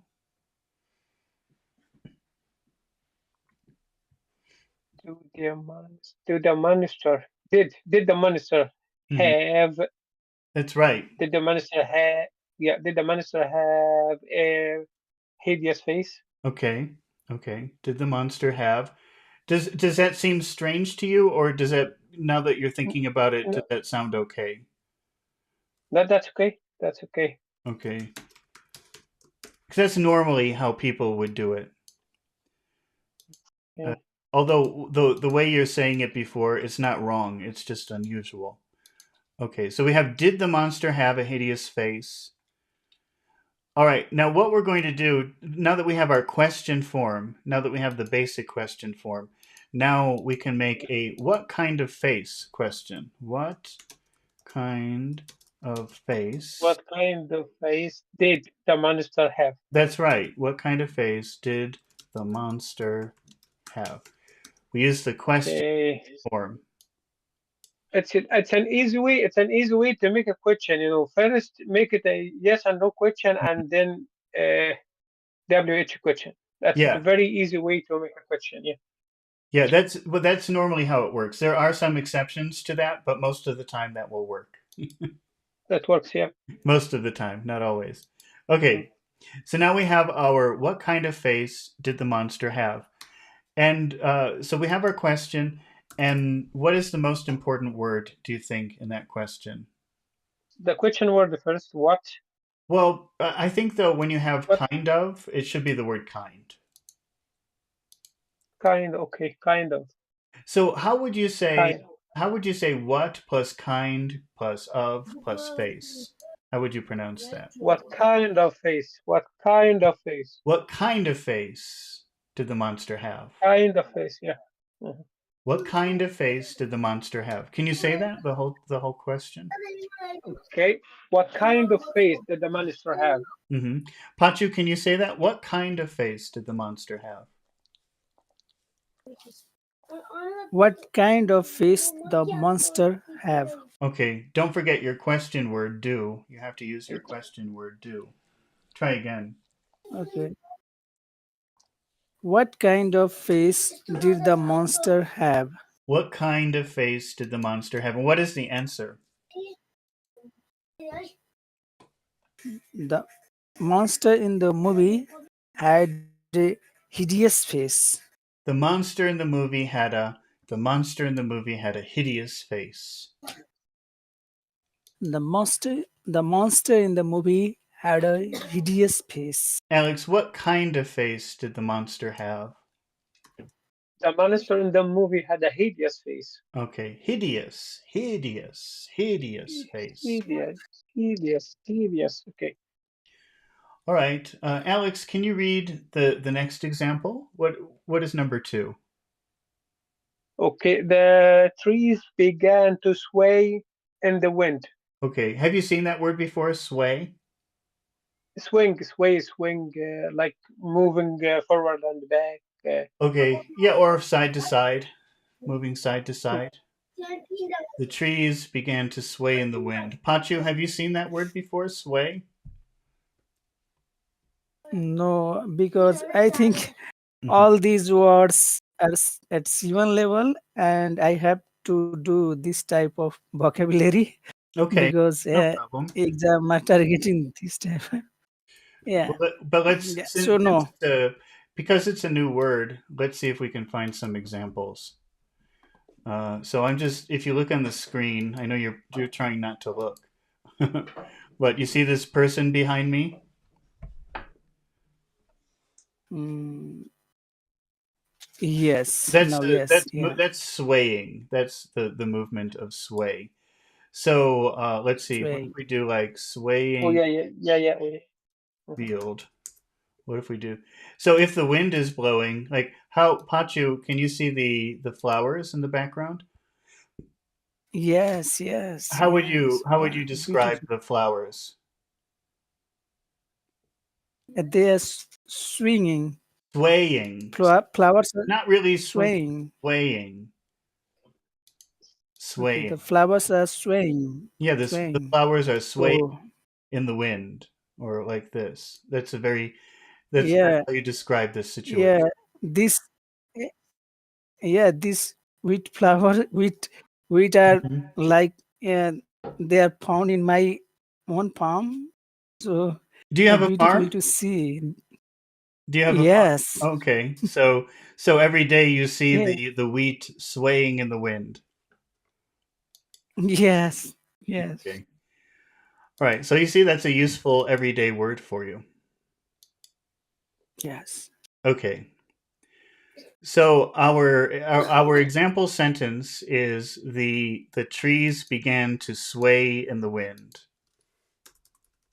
Can you repeat that, Pachu? The trees Uh, began to sway in the wind. the trees began to sway in the wind. Okay, now is it sway or sway? Sway, Sway in the wind. sway in the wind. Pachu, can you say Sway the like first? What are they. the first? What are the first four words? The trees began to. Can you say those first four words? The trees began to. Okay. Which words are important in that phrase? The trees began to. The trees. All right. Yeah, trees. Yes. Tree. Is it tris or trees? Uh, trees. Yeah, it has to be big. Trees. If you say trees, maybe people will understand it. Maybe not. So it's important to make that very long. The trees began to. Then we know. Then we know. And how Okay. about began? So Is that an important word? so the Began. yes. Okay. And which, Yes. that's two syllables, began. Which syllable has all of the power? Yeah. Began. Uh, began. Gan Began. is the second. Began. Began. The trees began Yeah. to. The trees began to. The trees began to. Hmm. The trees began to. Can you say that, Alex? The trees began to. The trees began to Okay. Alex, what are the next four words, the final four words in that sentence? sway in the wind. Okay, which words are important in that phrase? Sway in the wind. Sway, sway wind. Okay, sway and wind. So these will be extra big words in our phrase. Yeah. How would you say sway plus in plus the? Sway in the. Sway in the. Sway in the. Sway Sway. in the. Sway Sway in in the. the wind. Sway in the wind. Sway in the wind. Sway in the wind. Okay. The trees began to sway in the wind. The trees began to sway in the wind. Mm-hmm. Pachu, can you say the whole sentence? The trees began to sway in the wind. The trees began to sway in the wind. Okay, say it again. Don't stop. Try to say it like one long word. Okay. Yeah, sometimes I stop in the middle of the sentence, That, and when I practice in my for my exam, mm, then it just stops. It does not record my answer because of I suddenly pause in the middle, mm-hmm. and if the pause is more than 3 seconds, then it doesn't record the sound. That's when you're So practicing for your yeah, test. yeah, Mm-hmm. yes, yeah, and these classes are very helpful because all are similar to my exam for speaking. So these are very valuable Okay. thing for me. Well, so can you try to Yeah. say the entire sentence without pausing? The trees began to sway in the wind. The trees began to sway in the wind.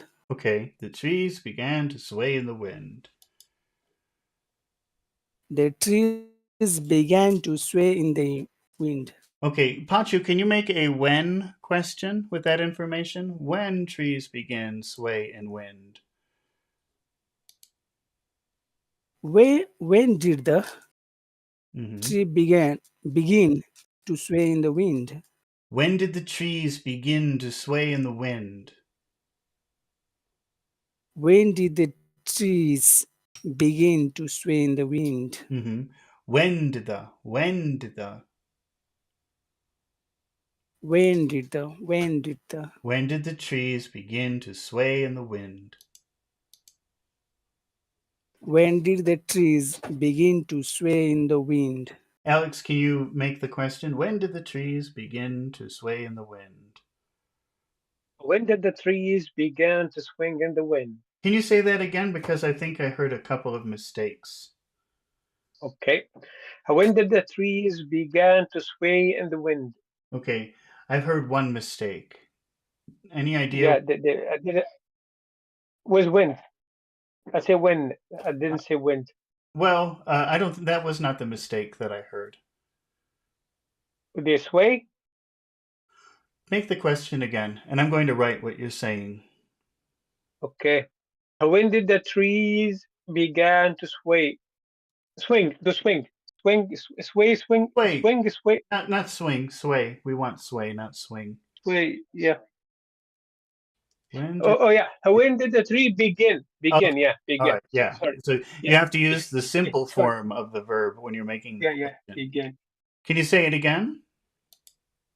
When did the trees begin to sway in the wind? When did the trees begin to sway in the wind? Okay. Yeah, yeah. Uh, Thanks. can you? Let's say the answer is right before the storm. Right before the storm. So if I say, Alex, Okay. when did the trees begin to sway in the wind? What is the answer?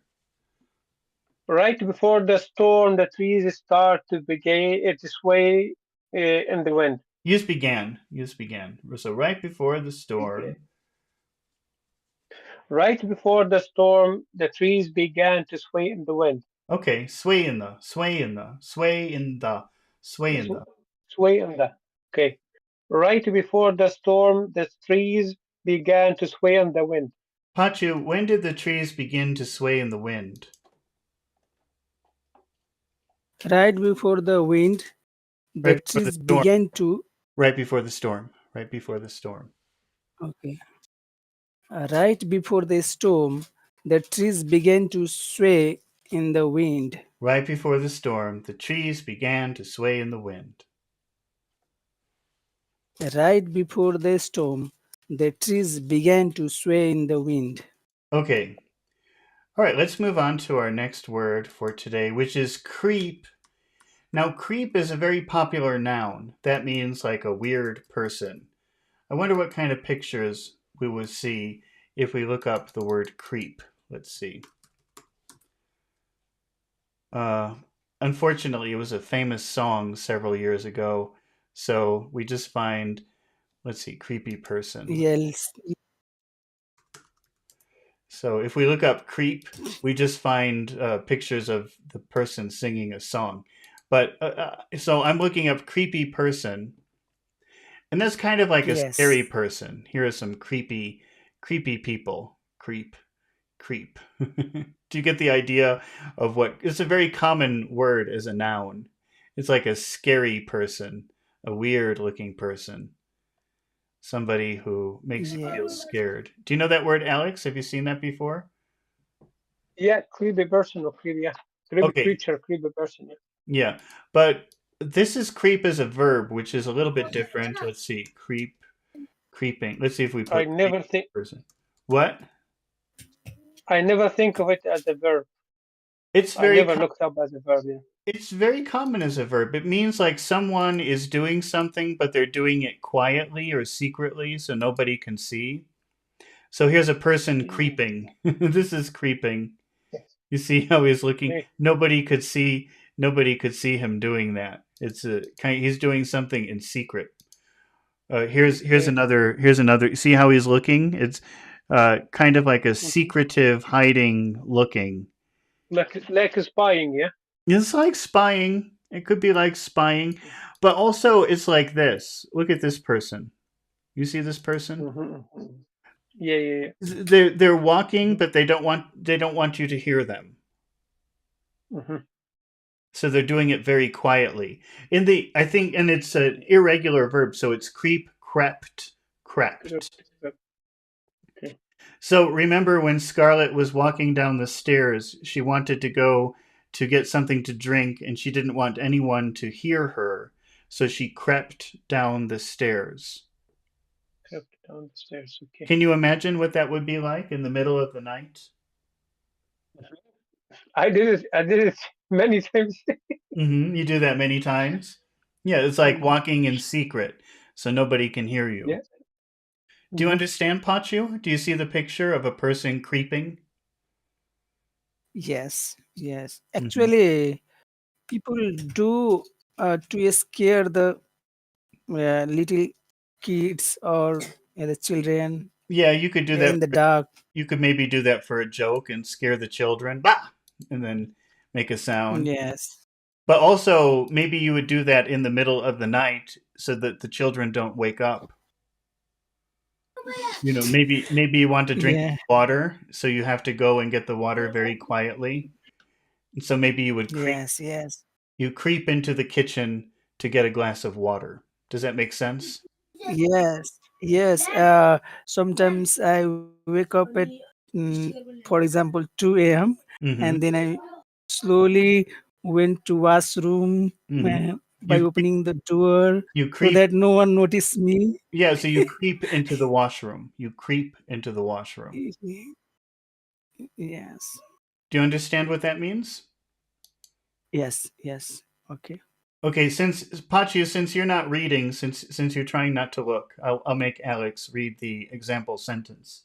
Okay. Alex, can you Okay. read the? He crept. Go ahead. Yes. He crept into the room so he couldn't wake anyone. So he He would. wouldn't. So he wouldn't wake Yeah, anyone. wouldn't. Sorry. Hmm. He wouldn't wake anyone. Yep. Okay, so do you understand the idea of that sentence now? Does that make sense to you? Yes. Yes. Yes. Yeah. Okay. Clear now. Yeah. So the first four words, he crept into the room. Which words would you identify as important? Crept to room. Okay, crept and room. So we'll make Mhm. those very big. And He crept into the room. that's right. He crept into the room. Can you say it like He that again? crept into the room. He crept into the room. He crept into the room. Pachu, can you say that? He crept into the room.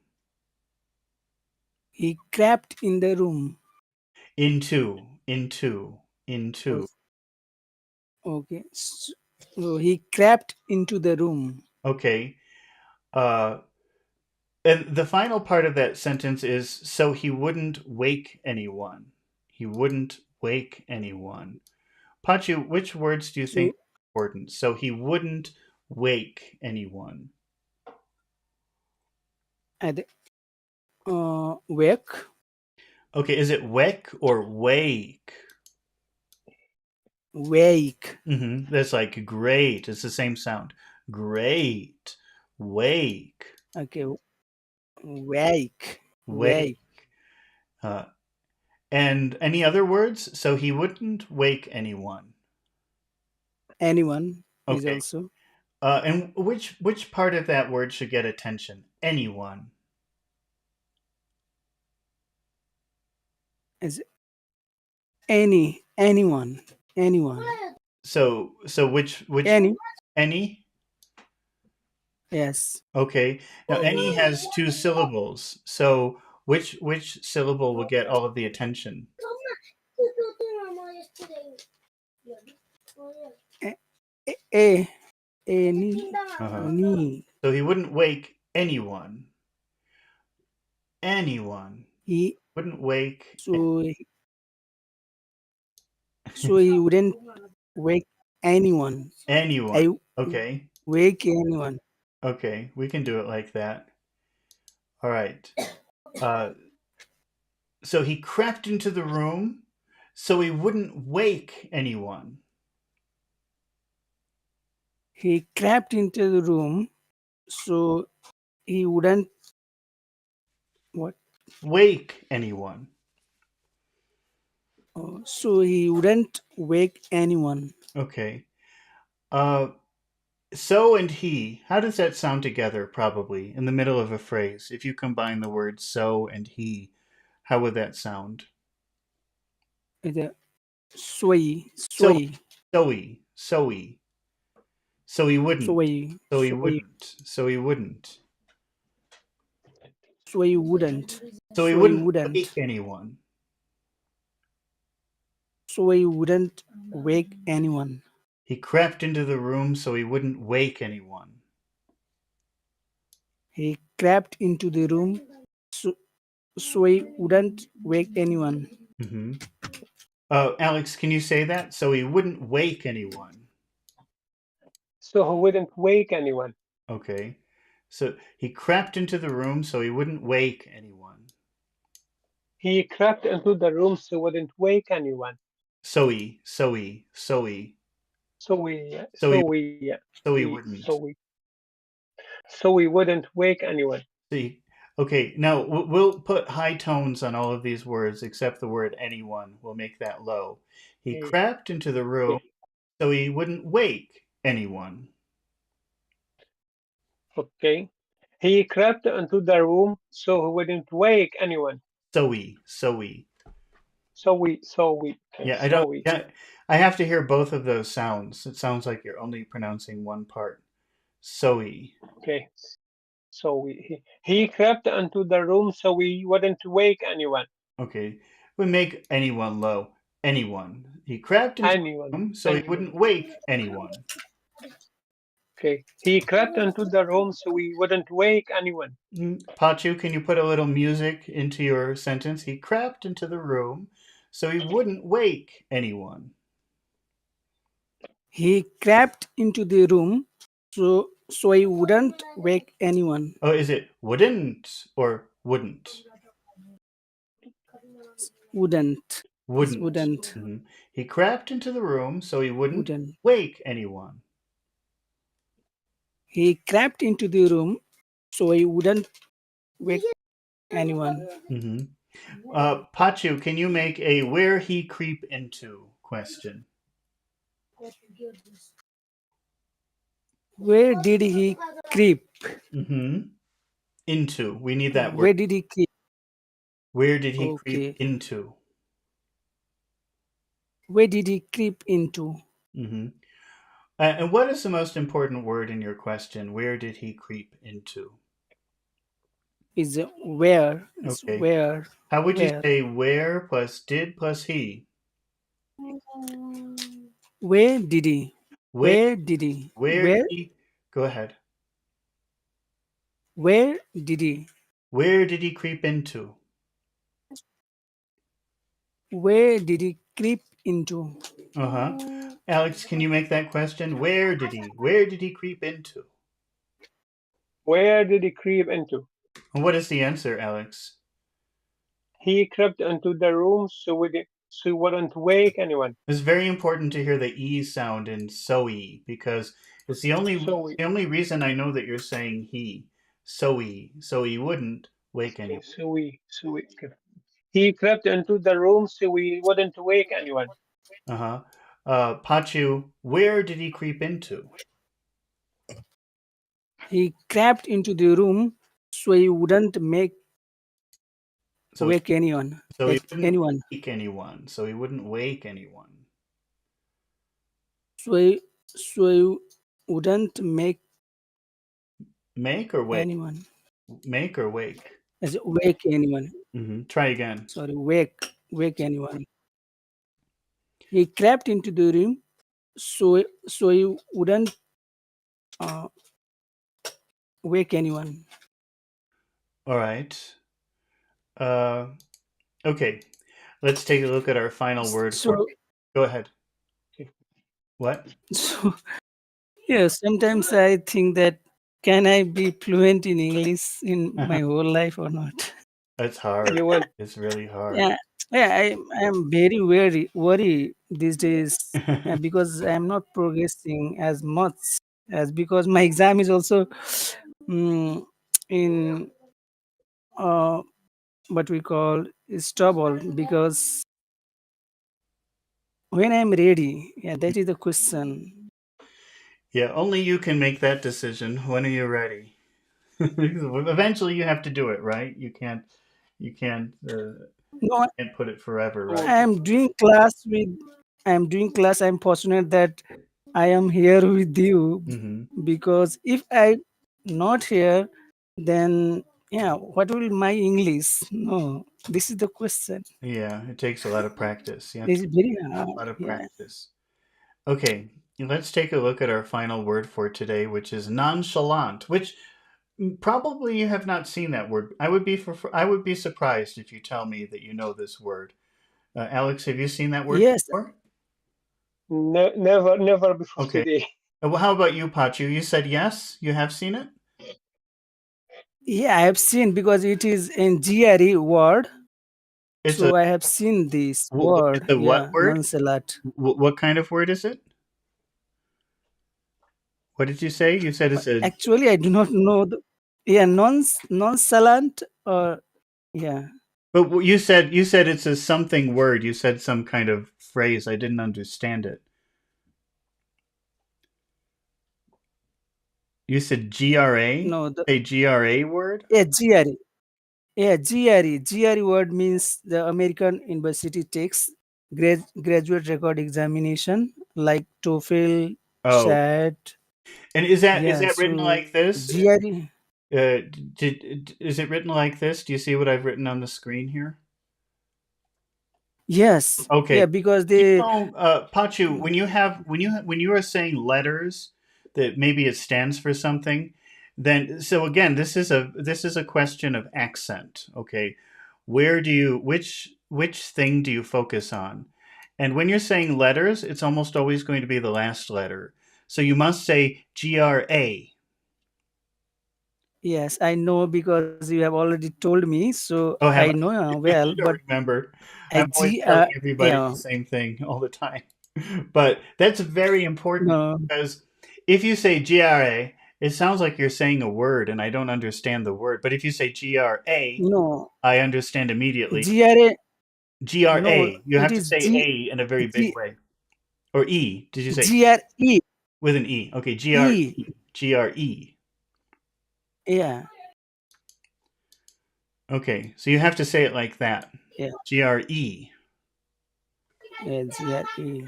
GRE. Okay. All right. So yes, it's a good word. It's a word that people use, and what it means is acting calm, acting um, not as expected, maybe, or acting very relaxed when maybe you shouldn't be relaxed. So you see this man. Yes, How will Yeah, you yeah, yeah. normally react if somebody is yelling at you? Ah, leave me alone, right? But he acts like he doesn't care. yes, Does, yes, does that make sense? Let, yes. let's see Okay, if we I can got find it. let's see if we can find another. Let's see. What if we say nonchalant robber?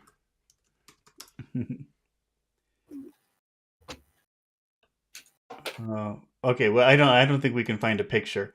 But imagine if you were going to rob a bank.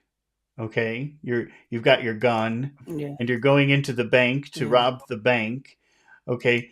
Now, me, I would be very nervous. I probably would be like this. I would have my gun, but I would be looking around and be very scared and ashamed. Right? How would you act, Alex or Pachu, if you were about to rob a bank?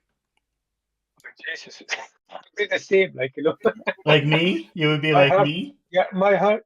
Yeah, Yeah. my heart would be bumping out, and just looking around and all the stuff. Sweating, all the stuff. Uh, yeah, That's normal. that's normal. That's normal. That's how you should react if you're about to rob a bank. But a professional maybe will walk in very calm, like it's nothing. And It then takes a lot of practice. yeah, it takes a lot of practice. Do you understand, Pachu? That would be a nonchalant yes, robber. He just walks in, yes. points the gun, give me your money. Like it's no big deal, like it's nothing. Do you understand? Yeah, yeah, yes, sir. Yes. Okay, Alex, can you read our example sentence? He acted nonchalant, but I knew he was nervous inside. What does that mean? Like he appeared in a different than what that's what unreal. Like pretended he is okay or pretended Hmm. he's not scared or just it's a pretendance. If you get me, it's not a real person. He is not real himself. Yeah, you get me. Yeah, so he's inside he's very nervous, but he looks calm, like nothing, like it's no big deal.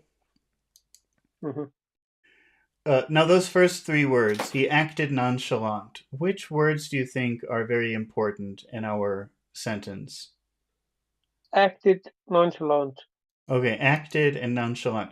So we have acted, and which syllable has all of the focus? Did. No, that would be acted. Acted. Is it Act. did Act. or acted? Acted. Yeah. Yeah. Acted. Acted. Yeah. So it's the first syllable. Acted. Yeah. No, if you're Okay. having trouble, like if you're having trouble people understanding you and you say, I don't Mhm. understand, I think I'm pronouncing all of the letters very well. It's very possible that this is the reason why people are not understanding you. If you put Yes. the accent on the wrong syllable, it could be very difficult sometimes to understand the word that you're saying. So think about the Is there a way? go ahead. Okay. Sorry for interrupting you. Is there a way I can just just master this skill? Like just get the bottom of it. Well, Do when you you have a trick? I don't think there's a trick. I think in some languages it's very consistent. So, it's always one particular syllable in some languages, but English is very inconsistent. It could be anywhere. And sometimes there are Yeah. Yeah. rules. Go ahead. Yeah. That's normal in English. English is the language of no rules. No rules in the language. Hmm. That's what makes it so difficult to learn. But Mhm. the Good. dictionary will tell you. The dictionary will tell you which syllable has all of the power. But I think the best way is just to notice. And there are some rules. We've talked about some of them before. But it's very So important. like Go ahead. like in nouns, first syllables in the adjective, it's in verbs, it's the second one. I don't know. That sometimes I try to apply the rules. That's what confused me. Yeah, maybe there are so many exceptions that it's better to just notice every time that you find a new word. It's kind of like if you learn Chinese, you just have to accept that one word has a high tone and word has a low tone, and you just have to learn that as part of the word. You can't. There's no rule Okay. about when as far as I know. I don't know Chinese, but it's just something that you I have. That's very important to notice when you learn a new word. Which syllable has all of the power? yeah, borrow the stress. Yeah. Yes, Okay. so it's just something that you need to notice when you're learning a new word. That's what I think the Okay. best way of doing it. Mhm. Okay, and it gets confusing because, for example, nonchalant, that has three syllables, but which syllable has the power? Nonchalant. Uh, Noncha, cha, Which one? chalant, lanta, nonchalant, noncha, cha, Nonchalant. Non, non, lant, non, yeah, nonchalant. It could be. This is the non, complicated thing. Sometimes it could be non if you want it to be, or sometimes it could be mm, lant if you want it to be. oh, Nonchalant. Let's make it lant, lant. okay, lant, okay. So this is here, lant, So nonchalant, how okay, would you say these three words together if ak and lant are your big sounds? okay.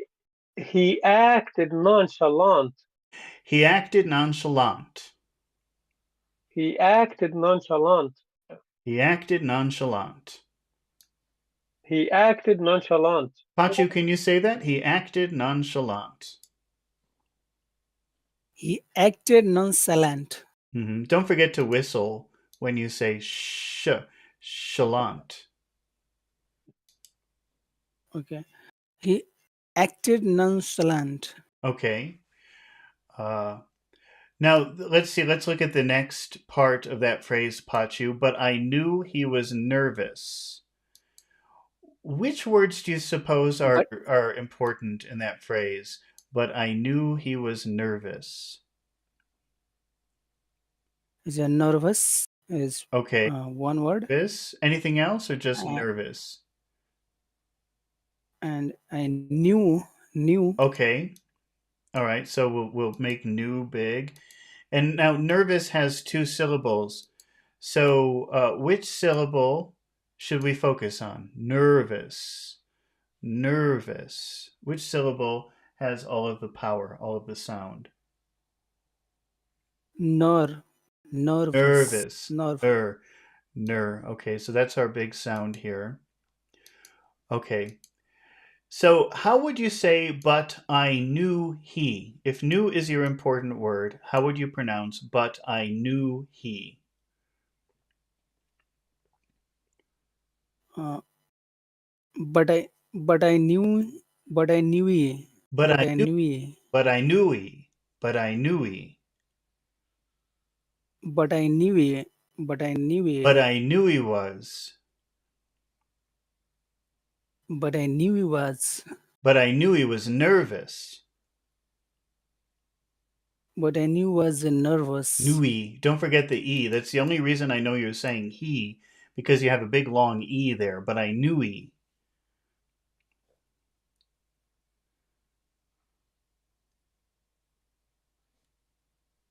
Can you try again? But I knew he. But I knew he was nervous. But I knew he was nervous. Hmm. He acted nonchalant, but I knew he was nervous. He acted nonchalant. But I knew But I knew he was nervous. but I knew he was nervous. Okay, now the final word, inside. Inside. That's two words together. So which word probably will get the focus? Inside. That would be that. Sight. See, now here's a reason why. Here's a reason why accent is important. Okay, because I'm just going to write two words here. First, we'll put inside, inside, and then we'll put another word which sounds almost the same. Okay, but number one is two words put together. Okay, and when that happens, you normally will focus on the first word. And number two, it's actually kind of two words also, isn't it? Okay, but where you put the focus, if you put the wrong focus, it will sound like the other word. Do you see the two words? Oh, wait, let me move this up so you can see. Do you see the two words that I have up on the screen, Pachu? Yes, now okay. Yes. Yes. How will you say number one? Uh, in inside. Inside. Yeah. Can you say that again? Number one? Is inside. Inside. Inside. And how would you say number two? Inside. Insight. Insight. Inside. Inside. Insight. Alex, can you say number one? Inside. Inside. Can you say number two? Inside. Yeah, insight. There's also another word here. It's the same. There are three words. There could be a lot of confusion if you get it wrong, because this could also be incite. Incite. Yes. Insight. Yeah. And that means like to cause something to happen. Okay. These are homophones. Yeah. Yeah. And but the point is that the difference between number one and number two is where do you place the emphasis? Okay. Yes. So nervous inside. Nervous inside. Nervous inside. Nervous inside. He acted nonchalant, but I knew he was nervous inside. He acted nonchalant, but I knew he was nervous inside. Nervous inside. Okay. Alex, can you try to say, but I knew he was nervous inside? But I knew he was nervous inside. Okay, he acted nonchalant, but I knew he was nervous inside. He acted nonchalant, but I knew he was nervous inside. Okay, that's right. All right, let's see, what kind of question can we make with our final word today? Let's see. Alex, can you make a how you knew he was nervous inside question? So how did did you know he was nervous inside? Say it again. How did you know he was nervous inside? Okay, and what is your most important word in that question? How did you? How did you? How? How How? did you? How did you? How did you? How did you? How did you know? How did you know? How did you know that he was? How did you know that he was? How did you know that he was nervous? How did you know that he was nervous? How did you know that he was nervous inside? How did you know that he was nervous inside? Oh, let's say, Pachu, can you do that? How did you know that he was nervous inside? How did you know that he was nervous inside? Mm-hmm. And let's say the answer is because he was robbing a bank. So I knew Oh, because robbing bank. I knew. Uh, I knew he was nervous inside because he was robbing bank. Robbing a bank. Robbing a bank. Robbing a bank. Robbing a bank. I knew that he was. I knew that he was. I knew that he was. I knew that he was. I knew that he was nervous inside. I knew that he was nervous inside I knew that he was nervous inside because he was. I knew that he was nervous inside because Because he was. Because he was. Because he. because he was because he was Because he was robbing a bank. because he was robbing a bank. I knew that he was nervous inside because he was robbing a bank. I knew he was nervous inside because he was robbing a bank. Okay. Alex, how did you know that he was nervous inside? I knew that he was nervous inside because he was robbing a bank. That's right. I knew that he was nervous inside because he was robbing a bank.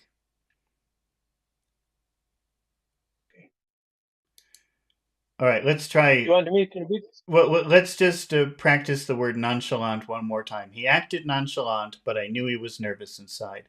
Just say that sentence one more time. He acted nonchalant, but I knew he was nervous inside. Pachu, can you say that one more time? He acted nonchalant, but I knew he was nervous inside. He acted nonchalant, but I knew he was nervous inside. Okay. All right. Well, I think we're finished for today. So tonight at around 5 or 5:30. So that means what time is that? That's like 12 hours. That's like 9 or 9.5 hours from now. We will continue our comic book just practice. So if you want to practice, please show up exactly. I'll put in advance what time it starts. Please show up exactly at that time so you can practice immediately. Okay, we won't be spending 2 hours reading first. We'll just be practicing. Okay. Yep. Yeah. All right. Well, thank you for your participation today. Thank you for your comments and questions. And I hope that you come back in about 8.5 hours and we'll practice some more. Okay. Yep, it's a good idea. Thanks, Thank man. you so much. Goodbye. Thank you, sir. Bye-bye. Bye bye.